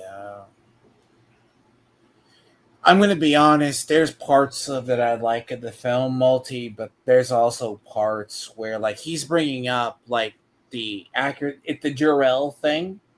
Yeah, but we will get into your part soon. I'm almost done with mine. You're not even mentioning the Jor-El change. No, I didn't. I think Jor-El was not as important in that movie than other movies. Let's be honest. He had like two scenes. One was And somewhat doctored. it's not a big change for the character. I Yeah. know my stuff, and just an example in the Smallville TV show, Joel was the same in the first 2, 3, 4 season. It's not new for Joel to be that way, but it's new for cinema, I think. But Yeah. I'm not new for me. Yeah. So my next point is there was a nice contrast between Clark and Lex. One has great empathy, aka Clark. The other has great hatred and lack of humanity, being Lex. And again, most of the humanity of Clark was shown through him wanting to spare the kaiju, like he Yeah. wanted to incapacitate the thing, and it was kind of sad when Terrific just deleted the thing, and it's like, yo, bruh. And another scene is when Girl just threw the bad guy, and she was like, "I'm not Superman," and I'm like, that makes sense. Superman wouldn't throw someone like that. We should have And took him again, to the intergalactic zoo. But that's another thing. World building. There's an intergalactic zoo. yeah, So that's the big thing about a lot of that plot itself is he does a lot of, like, there's supposed to be nods, and if you know, as I said, if you know the comics, the intergalactic zoo, all of that. But there's also that little part where how was this established in 3 years? Well, who knows? No, Yeah. 3 years is when he went into the public eye. The zoos and other things probably still existed, or he was probably saving people secretly. He just didn't want to reveal anything. You know, there's another thing that I don't think people would get is maybe there was the, let's say, and if I gave James Gunn too much credit, he knows of the power scale of like, if they acknowledge Superboy, the idea of Superboy was from the Legion of Superheroes, where he got sucked into the year 3000. That's that part where, but that was the 50s, early 60s run where you see Superman towing planets, yeah, kind of thing with chains era, where, I don't know, plot. I see, that's what I said. Plot. Like, I'm surprised. You normally have issues with plot and pacing, and I'm surprised. I didn't with that movie. I have no issues with that movie, if that wasn't clear as of right now. But I will keep mentioning stuff I did enjoy. Great to see an hopeful Superman that actually saves people and animals. That's Quirrell he saved during the middle of a fight. And that's a nice touch. It's like, that's something Superman would do. He values every single lives. That's amazing. I like that. More of this. He doesn't want collaterals, and he's sad when people die. Metamorpho growth into siding with Superman to stand up to Lex was cool. The humor was corny and cheesy, but it's fine since lots of comics, especially in the Silver Age, were like that. And even in the Golden Age, they played as a joke when Superman used to be an activist and he used to blow up cars because cars pollute the earth. That was something in the 30s. That was hilarious. But Superman is a very political and funny and cheesy character in the comics for years. For like 20 to 30 years, that was like that. So I'm fine with that in that movie. Now, Guy Gardner being a jerk was very accurate to every time I've seen Guy Gardner in the comic. He is a prick. And Death and Return of Superman, there was a Superman that was straight up ending people's lives. And Guy Gardner was like, I like the new you. Anyhow, I got so much to say, but I feel like I've already said a lot. I adore Superman. I think James Gunn nailed it. And Supergirl, the cameo in the end was amazing because Supergirl in Woman of Tomorrow is a broken mess. She is drunk, she beats down people, and there's that revenge plot going on. Captain Marvel. Yeah. So And she's good.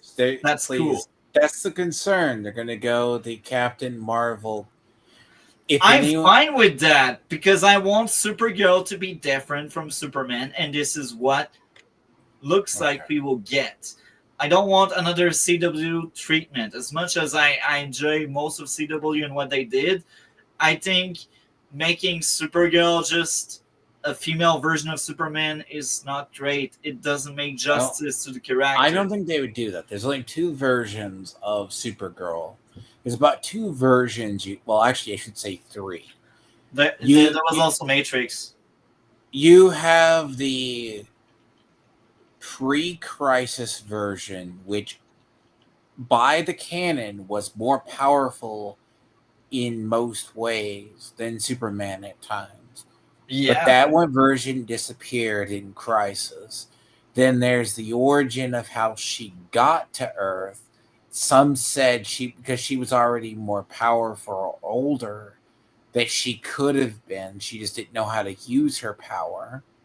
Then there's the other version where she just aged more, but she didn't gain the same rate. So there's like that mid power. She is there, but ignorant. Then there's the part where Superman is always the dominant version of whatever Superman is, and she's just there. I like that. So to get back on track, the last thing I want to mention, Mr. Terrific action scene. I adore that thing, and it reminded me of the fin of the blue guy in Guardian of the Galaxy. These T-Sphere, they look effective, and they were just flying around, and I was like, that's cool. And that's also very creative because most of the action going on is through Lois' point of view because she is the second main character of that movie. And that made something very interesting where Mr. Terrific was protecting her and he was just taking down all of these military guys. And it's just Mr. Terrific as tech. He has no powers. He has tech. That tech is so powerful and great. And Mr. Terrific also is that one-liner guy. I'm not dealing with emotions. That's like goddamn Mr. Terrific. No, that wasn't even a line. Actually, he just turned back, looked at Lois because why is she still giving me her relationship update? He didn't even say a word. So you forget though about Mr. Terrific. It's not like it's not unlike it. They're going to introduce him. Okay, so the Justice Gang, right? By the way, the Justice Gang. I want you to think about this. What's the initials of Justice Gang? JG. James Gunn. But now the idea, right? Well, technically self-insert humor, but sure. But bear in mind, now you have Hawkgirl.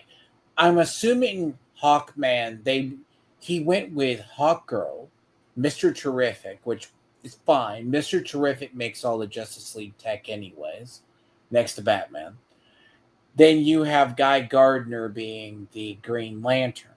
Now, the thing about it is, now there has been stereotyping of Mr. Terrific's character for having, I got if you saw the blaxploitation Shaft vibes a little bit, or the Shaft I didn't. But now, get back on track, Dlord. That's your turn. What did you think of Superman?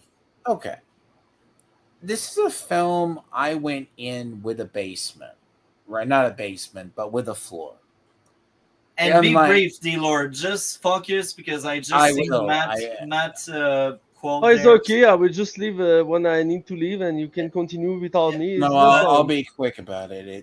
Be quick. I feel like it's a okay. Gunn Superman is what his vision is. But I will say first, I don't think the marketing I think the marketing they did hurt the film at launch. Because if you get into the further about what his sales are, it's not doing as well as it should. Yeah. I was always been very uncertain about the Gods and Monsters arc because he goes creature commandos and he wants to use the Authority, which is really knockoff Justice League anyways. That's where you see the Engineer come from. Yeah. The premise of the world he built as a base is really good. The plot itself is what takes me out of it. Matt Stone and Trey Parker have a thing they did where they showed if you have to use and then between plots, it doesn't do as well. Like, it's not like you're figuring out 5D chess, because a lot of the marketing you saw from the first trailer and the second trailer, right, was used in there. How did he wind up in the snow? When you see a couple of those scenes, it's not as a bad film. Now, as part of the humor is, if the plot is just a bunch of and then, and it's until like the whole Lexs plot is explained at the end. Oh, it's just he's been playing 5D chess the whole way. Fine. But there's also the point where Gunn is using it because the film is the right length. But it's some of the humor, like the garage door scene and the Guardian of the Galaxy humor, takes me out of it. It's like when he looks up at Mr. Terrific after beating Ultraman. Oh, I don't need to be lying on the ground like this. There's a lot of like little things in the film that take it out that just, I think the wrong lessons will be learned. Yeah, Because and I think that's the perfect moment to actually pause. We will get back to you very soon. So I will ask Matt, because you have Yes. a more limited time. What would be your grade out of 10, Matt? And after that, share with us your top three and worst three, Matt, of Lois, Lex, and Clark. Okay, so first of all, sorry, Dlord, to stop you there. I don't not much time to You're be good. here. I have like 10 or 15 minutes before I need to go. But I like to talk with you about Superman. It was a very interesting discussion. I like when not everybody has the same opinion about the movie. You can debate about that. I like that. But so yeah, for me, Superman, the new Superman is a good movie. It has some issue, and I understand why some people don't like it, this version. Like Dlord start to say, is the James Gunn formula. You can see and into so many elements. For me, it's something worked very great, well for me, and so it's an easy 8.5 of 10 for this movie. I love pretty much everything in it. I have some issue like the movie missed some iconization for Superman at some point, but other than that, everything worked pretty great. And the movie has done what its purpose is. Give me the hype to see more of this universe. So it's a good point for this movie. For the example of Man of Steel, Man of Steel was a good movie, but when I see this movie, I just want to see more movie about Superman. But this new Superman, I want to see more movie about this DC universe. Yeah. Not the same utilization of a movie. And I know some people will be off of that. I understand the movie try to mix many stuff in it, and it can be confusing. I can understand that. It's not. I'm not angry about that. I'm not a problem with that. But for me, it's worked perfectly. So 8.5 of 10. And for your ranking, I do that when I listen you. That's why I don't talk much before. That's fine. I try to do my ranking about Superman, Lois, and Lex for only movie purpose, because Or TV shows as well. You can mash up any Lois, Clark, and for me, I will understand that just for the movie. So I just Okay. do a ranking for a movie, because there's so many TV show you can add it. The Smallville, Clark and Lois, Superman, Lois, etc. So no, for me, I just a ranking for a movie. So Go of for course. it. Of course, for Superman, the best one is Christopher Reeve. He's a perfect as both side of character for Clark Kent and Superman. No other actor done that well done. So for me, Christopher Reeve, but it's the same for many people. Christopher Reeve is the best. And then second place, you have the new Superman played by Kevin Swept. Is equal to the version of Brendan Roth from the Arrowverse only, because the actor had a second chance to play Superman for a cameo for the Arrowverse, and this version was better than it was in this movie he had done. In the third place, you have Henry Cavill. He's perfect as Superman, but he's not great as Clark Kent. Yeah, he has so many charisma. He's worked very great for what it is, but in the end, he's not memorable as other version of him. For the movie only is Brendan Roth for this Superman Return. He tried to do a new Christopher Reeve, because this movie was the new third part of this original Superman movie, and he has not the same aura that Christopher Reeve have for the character. He tries his best, but was not good for him to do that in the end. But like I said, when he do Superman again for the Arrowverse crossover, when he play a little cameo, he was so perfect as Superman for that. Now the scene was no so longer, but man, that's what one of the most perfect Superman I see in my life. For Lois, like I say, I am in love with the actress who played Lois Lane in the new movie. So for me, she's the best Lois Lane just for that. But she has a great chemistry with the new Superman, and she had many good scenes that I feel this is a Lois Lane I know. And the second place is for, of course, Kidder. For the original Superman movie, she was perfect with Christopher Reeve. She was a good Lois Lane. She was the main reason I see all the movie. One of the main reason, because she was not in the third one, but she was returned for the. She was in the third one, but little, and she was back for more time for the last one. So one of the reason why I see all this. Superman movie, and the third place is Amy Adam from the Superman Man of Steel. She was okay, was not a bad version, but I feel she had not time to shine in this movie and other movie after that, other and BFS and Justice League. She had not big scene. She has like one big scene in the Snyder Cut. Is what a great scene. But other than that, I think the actor had not had time to shine of eternity. And finally, the last one is Boss Road. The actress play Lois Lane in the Superman Return.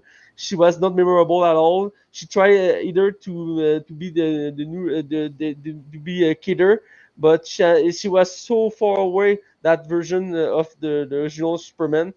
So that not working for me.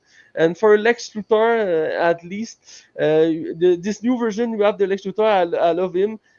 For movie, she for me is the best version just for the movie himself. And in the second place, we have the Ackman version from the original Superman movie. Is very good, very memorable too. And the new version played by Kevin Spacey in the Superman Return was the same level of Lex Luthor. You can see in the comic. Kevin Spacey, one of the best versions of Lex Luthor. He's not tried. He not tried to be Ackman. He is the version of Ackman, because he is the same from the actor he is. And at least you have Eisenberg, the actor Jesse Eisenberg, who play Lex Luthor from BFS and Snyder Cut, etc. He was a tasting take for the version of Lex Luthor. There was a new version. I like some element of the character, but in the end, you are nothing memorable with this version. He tried the last version of him for the standard cut was a tasting, but I feel you have so many things you can do with this version. But in the end, the standard cut was the end for the character, and you never see him again. Is one of the elements I want to see more of it for the DCU back then, but again, he had not time to shine like other actor in this universe. So yeah, this is my ranking for only for movie Superman. I don't talk about the version of Nicolas Cage never released. You can see a little cameo in the Flash, but for me, it's the ranking for just movie. I will change some little element for TV show. I see some TV show and other stuff with Superman in it, but done that for just movies. So I hope it's interesting for you too. And I want to hear yours, but unfortunately I don't have time to stay there to talk and listen you. It was a good time, guys, to be here with you and to listen you about Superman.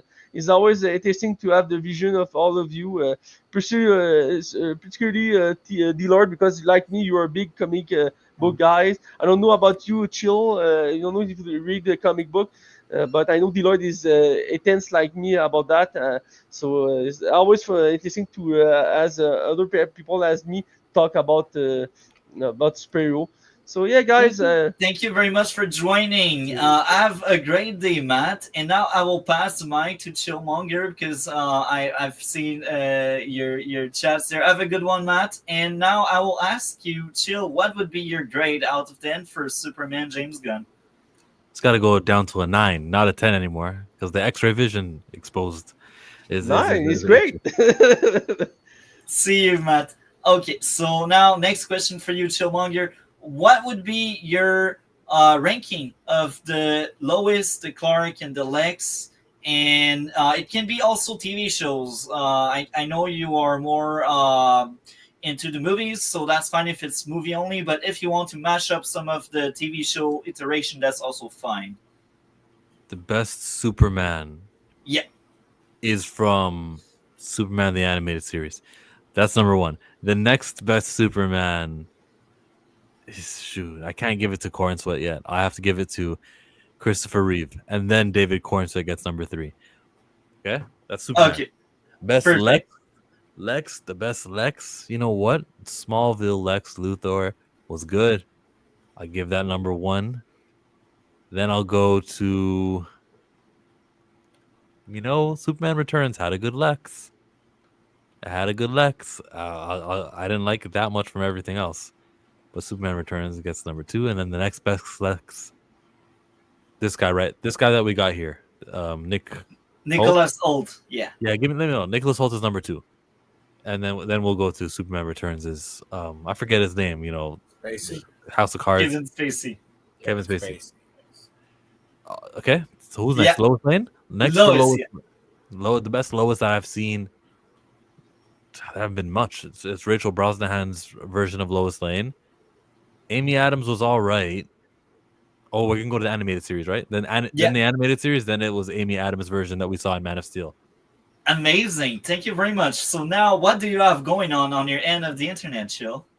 If you are into anything Superman related and Mr. Terrific and Crypto the Super Dog, and that's probably what I'm going to be talking about. I'm doing a morning live stream every morning, so check me out for there. Amazing. Thank you very much, Chillmonger. And your channel is in the description below. And with that being said, I cannot wait to have you on another show. Will you be watching Fantastic Four when it comes out in 2 weeks? I will see it. Amazing. So maybe we'll talk again about movies in 2 weeks. I see the side. So thank you very much, Chill, for your time. Have a great one and see you soon. Bye. So now it's time. Dlord, where were you at with your review? So I go over the plot. A lot of the questions I asked, I ran by the others. It's usually in my observations. I think Gunn has a vision for. I doubt Gunn's vision for the DCEU.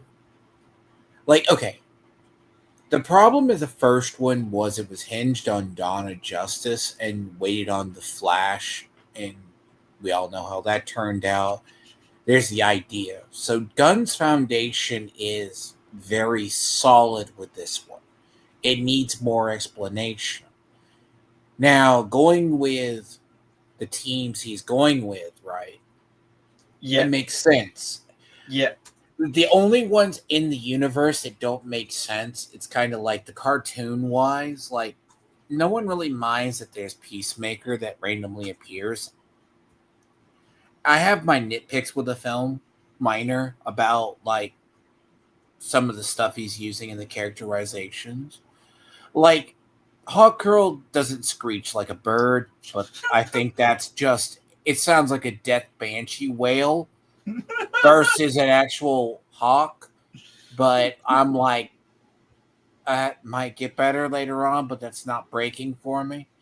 So the concept in the film, right, is the marketing for the film didn't do it any justice. It has opened up to a very low domestic. So as of today, it's only made 232. Yeah. Now I don't think it's helped the marketing because the guns marketing is like, oh, it's about illegal aliens, some of the politics, but it's not about politics. When you get into the actual parts of the film where it differentiates from a Superman, like I like the look, the acting is absolutely wonderful for all the characters. The only costume that does not grow on me, even down to the ones at the Daily Planet work, the Perry being black, I don't mind. He pulls off a good Perry. Apparently, Perry knows, like, meta commentary. Like, he's either read the script, quote unquote. But, like, there's parts where Gunn has that is the Hall of Justice from Legion of Superheroes, or the Hanna-Barbera cartoon. Probably you've never even seen it. The concept is very good. Now, the problem is with the plot. A lot of it's and then. Like the beginning of the film, when he gets knocked into the snow, gets healed instantly, goes back to the city. Now, people who don't know who the engineer is, she's part of the Authority. The Authority is a team that's like a knockoff Justice League that comes from Wildstorm Comics that was acquired by DC, which they just use. Now, it's fine. People are going to. She has powers of nanite. Could she really kill Superman? Probably not. There's a lot of plot holes. It's not even the point when you get into the subtle. Like, he's very different. Like, the only acting that I partly don't like is don't like Clark's parents, because people from Kansas don't sound like Hicks from the South. And then there's the big change with, and this is what gets people with the comics. I think I saw a lot of the other channels when they went over it. It's different from a cinephile view versus a comic perspective view, or people who watch super hero films. Yeah. Superman gets beat up a lot. Yeah. And a lot of it is the plot is and then. The concept is like, prime example. They know Superman's going to heal at the Fortress of Solitude, so he flies back to the city. There's like, and you can picture this out. It doesn't hurt the film. I just feel it was a weird choice to do this version of Superman. It's like naive, like he doesn't realize people are evil as well. There's a lot of plot. Because like the part where Superman and like Lois was going to break up, that's a core thing. It's like, well, sure, you can like that's say the character arc as well, because they start off at that point, and at the end there's resolution where she decides to embrace. Well, yeah, she has that. It's like, it's not gonna work. Now, Mr. Terrific is very easily, like, the only costume design, which is odd, of the heroes is Guy Gardner. Guy Gardner's the only one that doesn't. But there's also the weird part about Guy Gardner as well. That's played by Nathan Fillion. He's more famous for his video game voice roles. Yeah. Now, he does the whole thing of that well, and no one really, I don't mind it. The constructs, as I said, is really good. Now, when you get into the weird, like, you get into what is the main plot of Superman trying Lexs and Superman. Now, it just felt weird to me. Like, both the Lexs is good. You're working off a script that was either incomplete. So apparently the twist, like, what really takes people out, and you think it's humor, is there's like the scene with the engineer. And there's one I saw it the second time. I actually fully, not that you nitpick, you can find and understand it and see it better. The engineer is asking Lex, he goes, yeah, you doctored that footage really good. No. The main thing I needed to take down Superman was given me by his parents. But there's also the dumb plot of Superman saved people for 3 years. They're just going to believe like news or fake news story that he's going to colonize the planet like a Viltrumite. Yeah. From Invincibles, right? Yeah. Like, but then again, it's also that same logic is used to BTFO Lex Luthor later on. Oh, he's just selling weapons and starting a war. Does that make sense, Multi? Yeah. Like this plot, it's kind of like he's goading Superman and then he's doing the subtle nods to, oh, I'm speaking in a frequency only you can hear. Like, but they don't say like stuff. It's like there's parts to the film that are really good from the comic perspective, but if you have to show parts, the parts where it falls flat is some of the plot points of stuff just happens. Why doesn't it happen? Like if his goal was to kill Superman, he could have just killed Superman any other time. And again, I already corrected that. You did. He didn't want to do it because he wanted to be seen as a hero. And if you delete someone that's seen as a hero, you cannot be a hero anymore. And that's also part of his arc when things went out of control. This is when he decided, you know what? Now I will. And if you ignore the crap about everyone knew about the damn black hole generator. Yeah. That's the most passive black hole I've ever seen, ever, by the way. You would think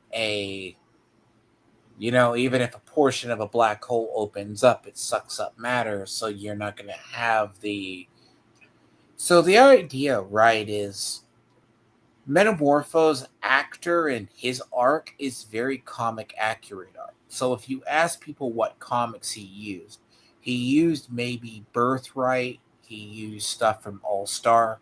But like, as I said, I don't know how you reacted, but to me it's like, they're just going to fight Solaris, right? Solaris is more of a threat than a kaiju.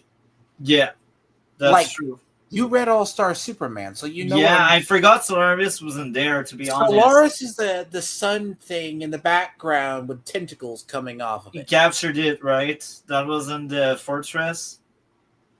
You remember when the scene like they show from the trailer with him taking off his boots? Yeah. And that. But I'm talking about the comics. Solaris was captured, right? I forget which. Because at one point, I think it was captured. It was in the it depends which version. Because there's the one the one from All-Star, he damages the sun. Then eventually he has to be killed. So you're talking about a villain that can actually neutralize Superman's powers, but fight on the same level as him. Yeah. So,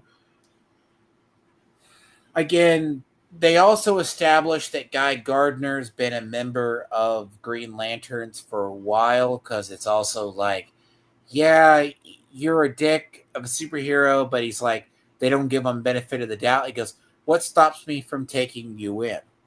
Like, that's a weird plot hole of, you have like all these orders and heroes established. I am assuming because if you're going to go with the Gods and Monsters arc, Hawkman is lurking in the world somewhere. Now we do know, but then you have the cameo, like there's little humor in it. Like, I'm fine with some of the weird humor, but I'm like, why did you need the ship falling off the building? Why did you need the garage door? You didn't need that. You didn't need Superman looking awkwardly up.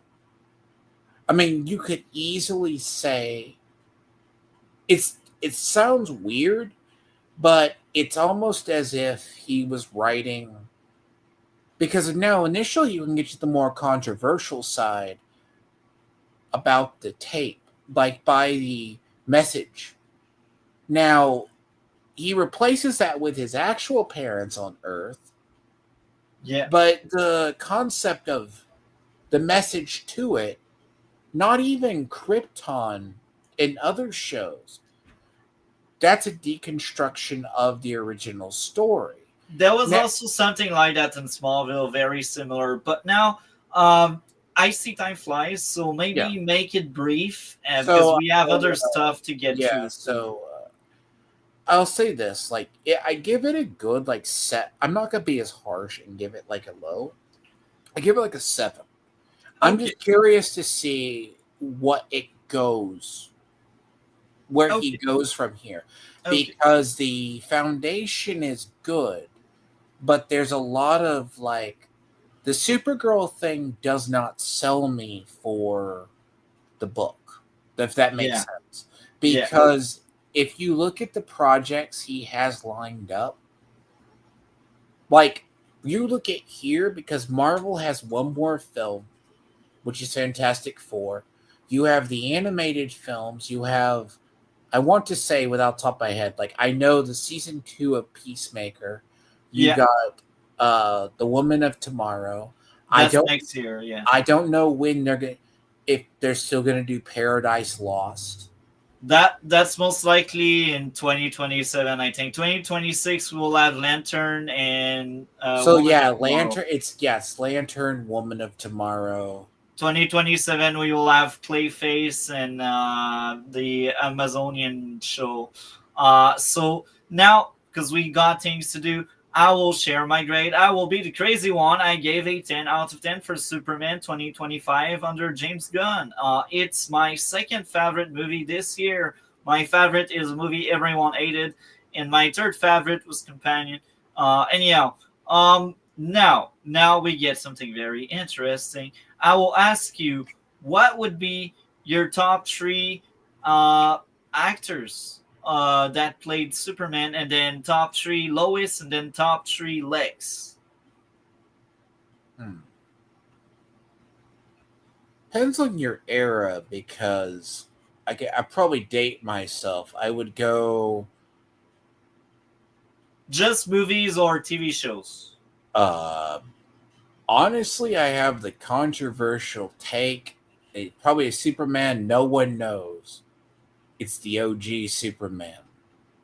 Now, arguably, okay, so you go Christopher Reeves, clearly. Is probably number 1. But there's also the Superman that wasn't murdered, who felt the role, but he fit the role of the 40s version better. It was like George Reeves, I believe his George name. Reeves, yeah. The one that didn't kill himself. Yeah. But there's a whole lore to that one. And then, strangely enough, it sounds weird. I put the other one would probably be the one from Smallville. Now, the only Interesting. reason I say Cavill and Corn Sweat, like Cavill is good, but part of Cavill's too whiny. He was the person who whined on set that he didn't like the fact Batman could beat Superman. Get that hidden. But now, when you look at Lex is a weird one. Now, strangely enough, the animated show Lex is very good. The one from Smallville sticks with me more because that's the modern version. Yeah. Now, shockingly enough, I like Spacey's version of Lex, because those are usually the ones I say are though. Now, Lois, it's harder for me because the CW Lois I don't consider. That's interesting. She's known as one of the best. But keep going. But this Lois works. The one from Batman, I don't know if it's the same one from Batman v Superman or Man of Steel, both work. But most of us grew up on the animated series of Superman. Yeah. Which that's a very good one, but you don't see the person besides the voice. But bear in mind, those are usually the main ones. Yeah. Now, when you get into of the big three, clearly. Now, if you're talking other heroes, those are harder to say.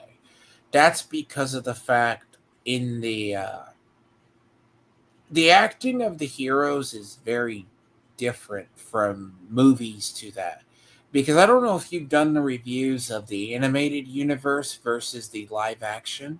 Not yet, no. Because the animated universe does have a start and have an end. Yeah. And the funny part about that is those movies don't catch a lot of flack. Okay. So to get back on track, top three, Lois. What's your top three? You said animated. Who else? I would probably go this one, this last one, Okay. and then the one from I want to say it was the same one from Dawn of Justice or Man of Steel. Amy Adams. Okay, perfect. So here's my rankings. So my top three, Superman. In first place, shocker, Christopher Reeves. I think he was the perfect Clark and Superman, enough screen time in the original movie with both sides of the character. Now, in second place, we have a very odd take, maybe not. Only time will tell. David Corenswet. I think he was peak Superman. Unfortunately, the Clark side, I liked it. I think the 4 scenes were enough to tell me, oh, he is a really good Clark, but it's not enough. It's not as strong or solid as Christopher Reeves, but nonetheless, I do think the Clark side of Corenswet was really good. I really enjoyed it. It felt like Clark in public. He is the bubbly idiot he should be. And even in private, he has these values that it feels like Clark. His exchange with others feels like Clark. It's really a very strong Clark.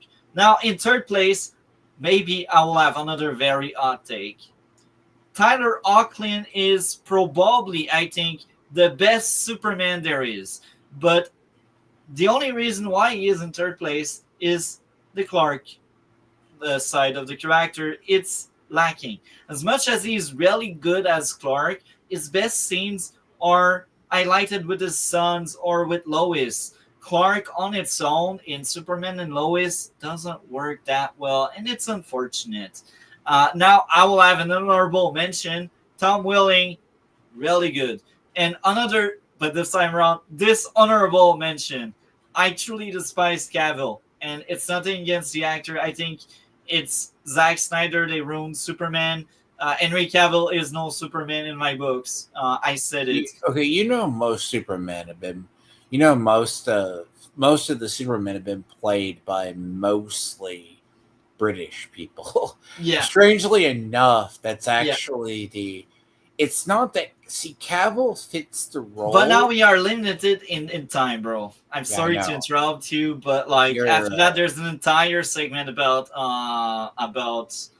the source of material, and that one will be shortened, unfortunately, because I see time flies. But my ranking of the Lexs. In first place, shocker, the Lex Luthor in Superman and Lois. Very good. He is a monster. He was in jail for quite some time, and he was using other inmates as a sitting chair. That's mind-blowing. And when he got out of jail, his obsession, he was obsessed over Superman and Lois. He did everything he could to just tear them apart. That consumed his life. That destroyed him. His entire identity was revenge and his hatred toward Superman and Lois. And that's the most... What you're looking for is envy. Envy is... That's Michael Cutlett's amazing Lex Luthor. He's the peak. He's the best. Now, in second place, we got the Smallville Lex Luthor. Amazing one. Great one. I stand by Michael Rosenbaum. He was great. Now, in third place, we got maybe another hot take. Nicholas Hoult, the new Lex Luthor in the Superman from James Gunn. Great Lex. What can I say more? Great Lex. And let's pretend Geez, Eisenberg is not Lex. He's just some autistic guy with ears that screams. Um, I truly despise Zack Snyder take on Lex. Anyhow, moving on to Lois. I will have three very odd take. As much as I like Rachel Brosnan, she is an honorable mention. She's a fourth place. She didn't make the cut to top three. And let's pretend Amy Adam didn't exist as well because she was piss poor. I despise everything about the Zack Snyder movies that is comic related. But my true top three of the Lois belong to TV. Hell yeah. In first place, we got Terry Hatcher in Lois and Clark New Superman Adventure. That's a shocker because overall I thought that show was unwatchable for the first season. But Terry Hatcher is like peak. She was the reason to tune in. She was a really good Lois. I enjoyed that Lois so much. I could not believe she was this great in such a terrible show. If you want to hear more about my critique and my review, it's week 3 of the Super Summer. It's last week, basically. It's still up in the playlist, in the channel. Now, in second place, we got... Oh, that's a very hard one. Because second and third, I feel like I can swap them because they're almost even. But I must say, Elizabeth Tulloch, the Lois from Superman and Lois. She was great. She was a great counterpart to the great Superman we had. She was the peak of Lois. She was enjoyable. She had her flaws. She was a complex character that added something, and each scene she had with Clark was great. And with Superman, even better. It really felt like the dynamic duo we have in the comics. Now, in third place, and again, I feel like you can swap second and third anytime. In third place, we got Erica Durance in Smallville. She was amazing. She was amazing. We had her from season 4 to season 10, and she added something. And she felt like a true love interest for Clark. A lot more than the toxic Lana we had for like way too long in Smallville. I was so glad when they finally decided, you know what? Clark and Lois are a thing in Smallville. At last, the build-up was big. Erica Durance was hilarious. I always remember her as that drunk young adult that parties all the time and that kick other people butt because she was trained by a military guy. Man, Erica Durance, some true fire. And now, this shall be the start of the source of material segment, a segment I have been waiting for quite some time.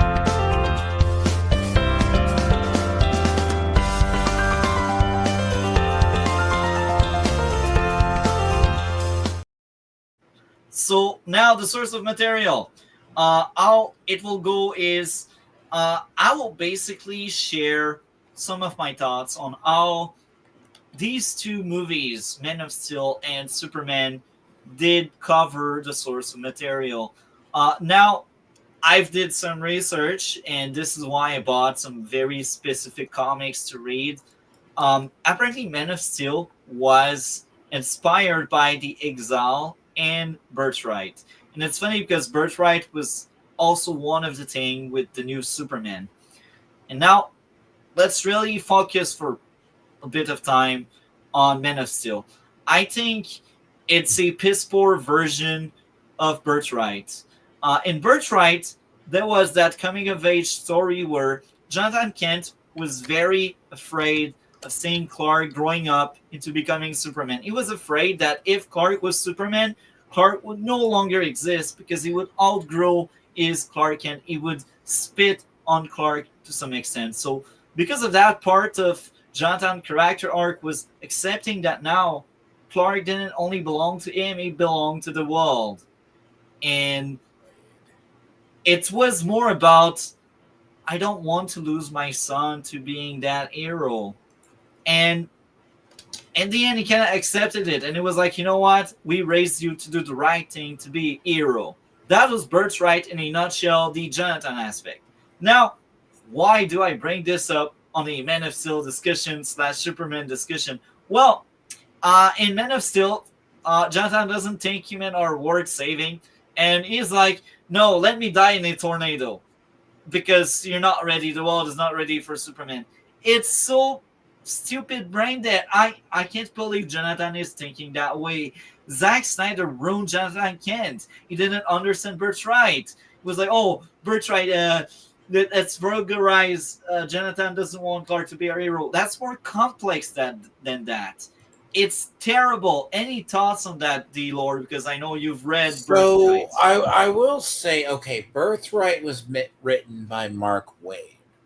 Now, when you look at, you said the other one was The Exile. The Exile. Yeah. Exile is a very old run too. That's kind of like when people quote the was it Daredevil TV show was the 80s run as well. But like there's several versions of it. Like I don't think it ruined his character of like the father dying in the tornado though, because I'm like, because it's kind of like, you remember in Smallville, it's like you need to hide your powers because people are going to find out you're different. Yeah. Like there's that whole But Smallville also said you should save people even if that endanger your identity. I mean, Don't let even though people it's die. villain of the week for most of the time, They eventually would never let Superman say, you know what, I will let these people die. They were like, do always the right thing. and there's also the big thing too, because there's the allegory about why he didn't save his father, or why his father didn't want him to be saved. Like he could have done it, because there was like, I think it's part of the film where, let's say the guy's dying, like one of them was died of a stroke or had a stroke. You have to teach, how do you teach the man who has the power of humility? Basically, there's stuff Superman can't control. Now, Birthright is a very different. I didn't realize Birthright was that old. I kind of remember the run, but like 03 to 04, but a lot of stuff is loosely inspired, but when you think of a lot of stuff that's inspiring people now, like All-Star Superman's relatively recent, it's the more recent runs. Yeah. Where some stuff, it's not like Daredevil or Marvel that goes back and then they butcher the runs, like, and they have to go back to Shadowlands. But like Birthright has that point of a different coming of age, but that is also coming off Smallville. So the Smallville era, because Smallville era largely inspired change in modern telling of Superman. Yeah. It's not like you can either. So in the like, that's why I said Man of Steel wasn't the worst film, but it was not good. It's the problem. It's really honestly the Superman curse. The Superman curse is more or less the film is good. It's like, I like Dawn of Justice. I thought that was a really good one. Now, is the director's cut a lot better? Yes. Do I think Snyder understood the homework given to him? Yes. Now, is he applying these legends, these lessons learned, to like Absolute series and the stuff he's working on with DC? Absolutely. Because he's the one behind a lot of the Absolute Universe stuff. Yeah. Weirdly enough. Which is, it works. But like Man of Steel also has that really weird one too. It's not that. It's either you're going to like a dark brooding Superman or you want the symbol of hope. Now, depending on it, if you're basing a system on the Trinity, every time Superman dies, the universe ends. Yeah. But that's the idea. He's a symbol of hope, kind of thing. Because you can have a very hopeful Superman, kind of like the current Superman. It's like he's all bright and bubbly. I would believe the good in everything. He's not going to like go, oh, I'll reason with evil. No, it's the same way of like with Darkseid, like that was the whole thing of what Snyder was trying to build. He Yeah. was going to use that version. Yeah. And the only reason he went pure evil was something happened and basically Lois died. Yeah, Lois, that's like Kingdom Come. But now I will say something, and then we will move on to more James Gunn-ish, because I feel like we spent quite some time with Man of Steel. So the last thing is the Exile. Now, again, they butchered the source of material. The Exile, the point wasn't Superman took a life. It was what happens if Superman took a life, and why Superman should never take a life. Superman should be above that. Superman should always find a way. He is Superman. And the other thing is, Superman took a life. What happens? He is scared. He is so scared he decided to retire himself from Earth because he sees himself as a danger to humanity. And even if everyone wants him to save, because he's like, hero do make mistakes. You need to forgive yourself. So the Exile is also a story about forgiving oneself. And now what happened with Zack Snyder? Oh, he snaps on Nick. Let's make him snaps on Nick. And let's not really bother explaining how bad this is and how Superman Code is about him being Superman and trying to find other ways. No, we are Snyder. We want dark, edgy stuff, so we will just make Superman snap an egg to save lives. That's the most insulting part of that. Again, Zack Snyder didn't understand the Exile, and all he sees is Superman snaps an egg. And we don't even see the downfall of it. We just see Superman streaming and crying after snapping an egg. But you don't realize the impact it has on Superman, because the next movie, he is Superman and he doesn't snap necks anymore. And they don't really explore that. There's a fine line between a very emotional, and I've seen this even Nerd Erotic and a bunch of like them that know the comics and see it. You can't really have, there's a point where you can have too much of an emotional Superman versus a Superman that's angry. Because hell, even in Red Sun Superman, he goes from kind of serving the Soviet Union to basically going to be an American. Like, and he's also a dictator in the end of Red Sun. Like, he goes from there and then goes to live in the United States.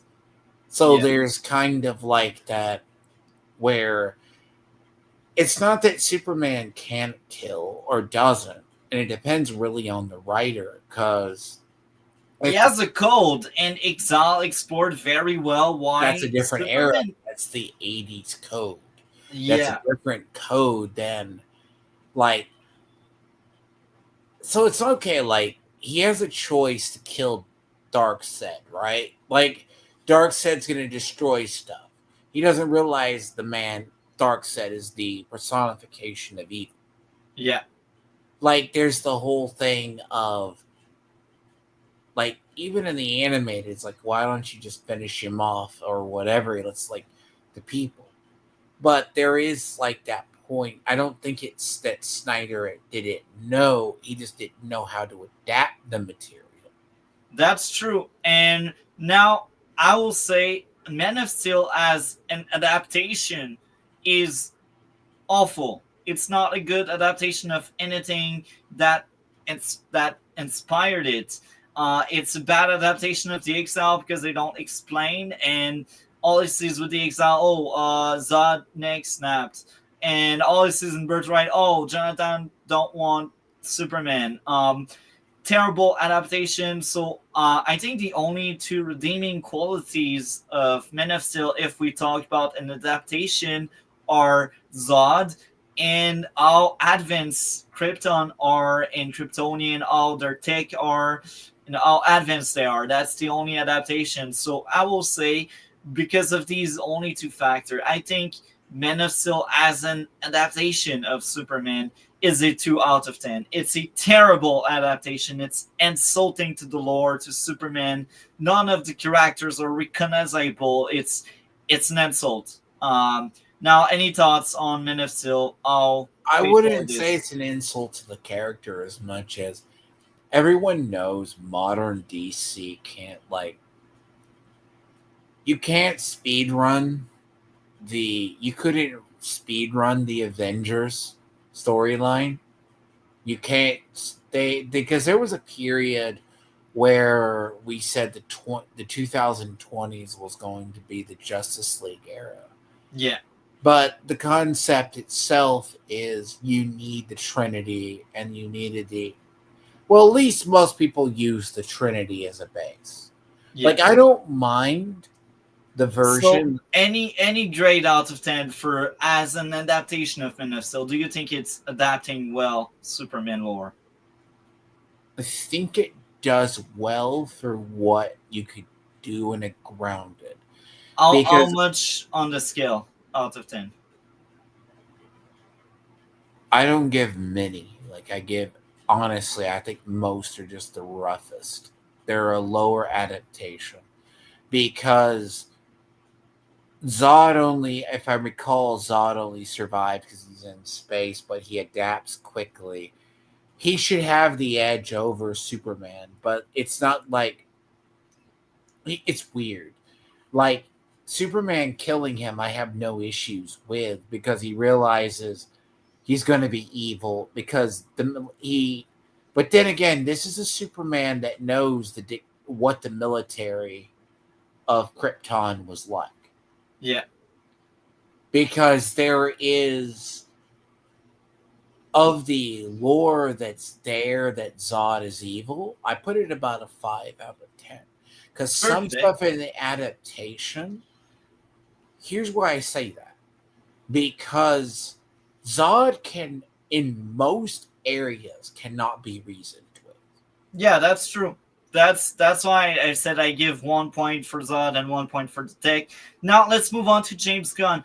I think James Gunn is a very different scenario. I think the part of Birthright it has adapted was amazing. I think the discredited part of Superman being a bad guy in the end worked well, and him losing hope and getting back hope, it was faithful. And I think the other asset of James Gunn was the characters. They really felt like reading a comics or watching a comics, being a witness to a comics, and that's peak. That's what I want. That's a very good adaptation. It feels like the comics, and the costume and the sets, the lore, everything feels like a comic.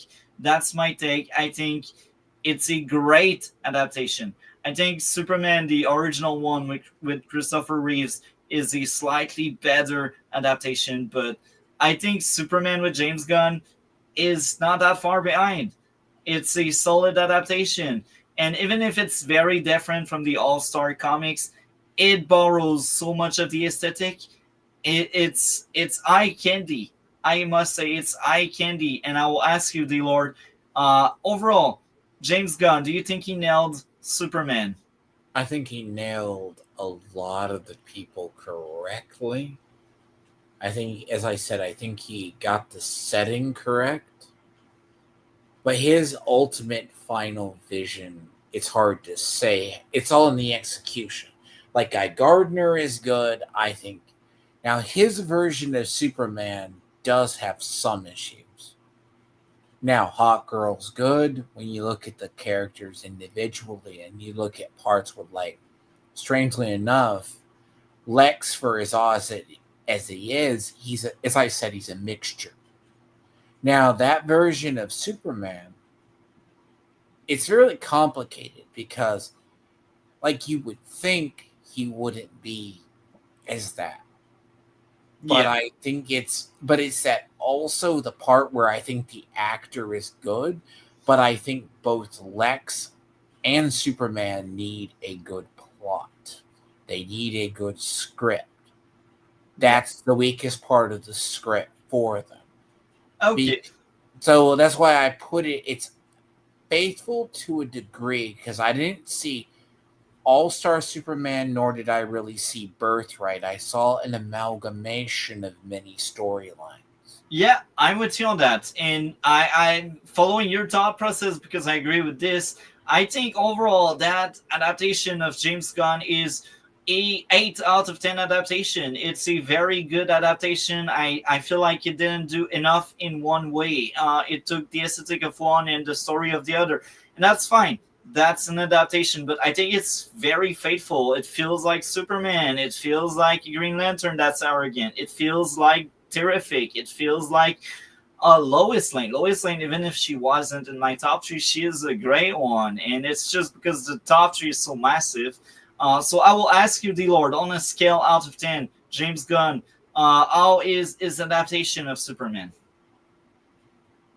I mean, I've seen it twice. I really put it. I put his right now, like, just only because the characters are good. I give him a 6. Amazing. The other parts of it is I have a huge feeling that his execution of the lore is going to be bad because metahumans are not, because his premise of his lore, I was always been very curious about it. It's in that opening crawl. 3,000 years ago, first metahumans existed. Yeah. They're that. And if you're thinking any metahuman is a metahuman with powers, because depending on the version of Hot Girl he uses, that's just a reincarnation of the Pharaoh or the rulers. Yeah. You don't have to use the Targaryen. Yeah. Which you could easily, but this is also giving him too much credit. The butchering of the lore and not even hinting at either there's manipulation. That's just the way stuff is for the origins of Superman. Yeah. I'm saying that's why I put that as low. It's like I really don't think the execution, like character development, yes. But execution of his overall plot, not great. Yeah. Got it. Thank you for sharing now. Now is the outro / future of what's going on. This is the end of the super summer in my books because this was week 4 and we talked about Superman for 4 weeks. Eventually we will be back with Smallville, and in 2 weeks, 2 weeks from now, we got Fantastic Vengeance, talking about Fantastic Four. We will cover 4 of the Fantastic Four movies. We will cover 3 Punisher movie and 2 Ghost Rider movies. And it will be for like almost a month, just like right now. And this is Fantastic Vengeance. Outside of that, Thursday, I finished reviewing Andrea Arnold movies with American Honey and Bird, a movie that I wasn't a fan of. And that's what's going on in the future. And next week will be a quiet week, maybe political and reaction stream most likely. Outside of that, well, see you very soon for the Fantastic Vengeance in 2 weeks exactly. Now I will ask you, Dlord, shortly, what do you have going on your end of the internet? Towards the end of the month, I have Wu Chang Fallen Feather. I had to take a little bit of a break between screwing up my sleep pattern and other stuff. Games I kind of play by ear. I do have a weekly commentary thing. By the way, I have to say, you have more faith in Fantastic Four. Fantastic Four, I don't. I gotta be honest. Like, there's a weird thing. That's why I said, like, the cinephiles take on Superman and both Fantastic Four, because I don't have faith for Fantastic Four. I just want to see it and get rid of it. Like, I didn't use my free ticket of theater yet. I will use it for Fantastic Four because I don't think it will be great. Well, supposedly the runtime is 150. Oh wow, terrible. It's about supposedly 154. So we can, and they want Galaxy, Silver Surfer, and the Origin. Great train wreck. Actually, no. Depending on how they do it, I mean, from the looks of it, it looks like, at least from the trailer, it looks like it's going to be more fake. The thing is, how faithful does it say to them? And It that's won't what- be. And with this, we are out. I need a very brief nap. Thank you a lot for joining me, and we are out. That was a great time. Thank you, Chillmonger. Thank you, Dlord. Thank you, Matt. And see you on the Fantastic Vengeance. Hopefully, finger crossed. And works the horrible version.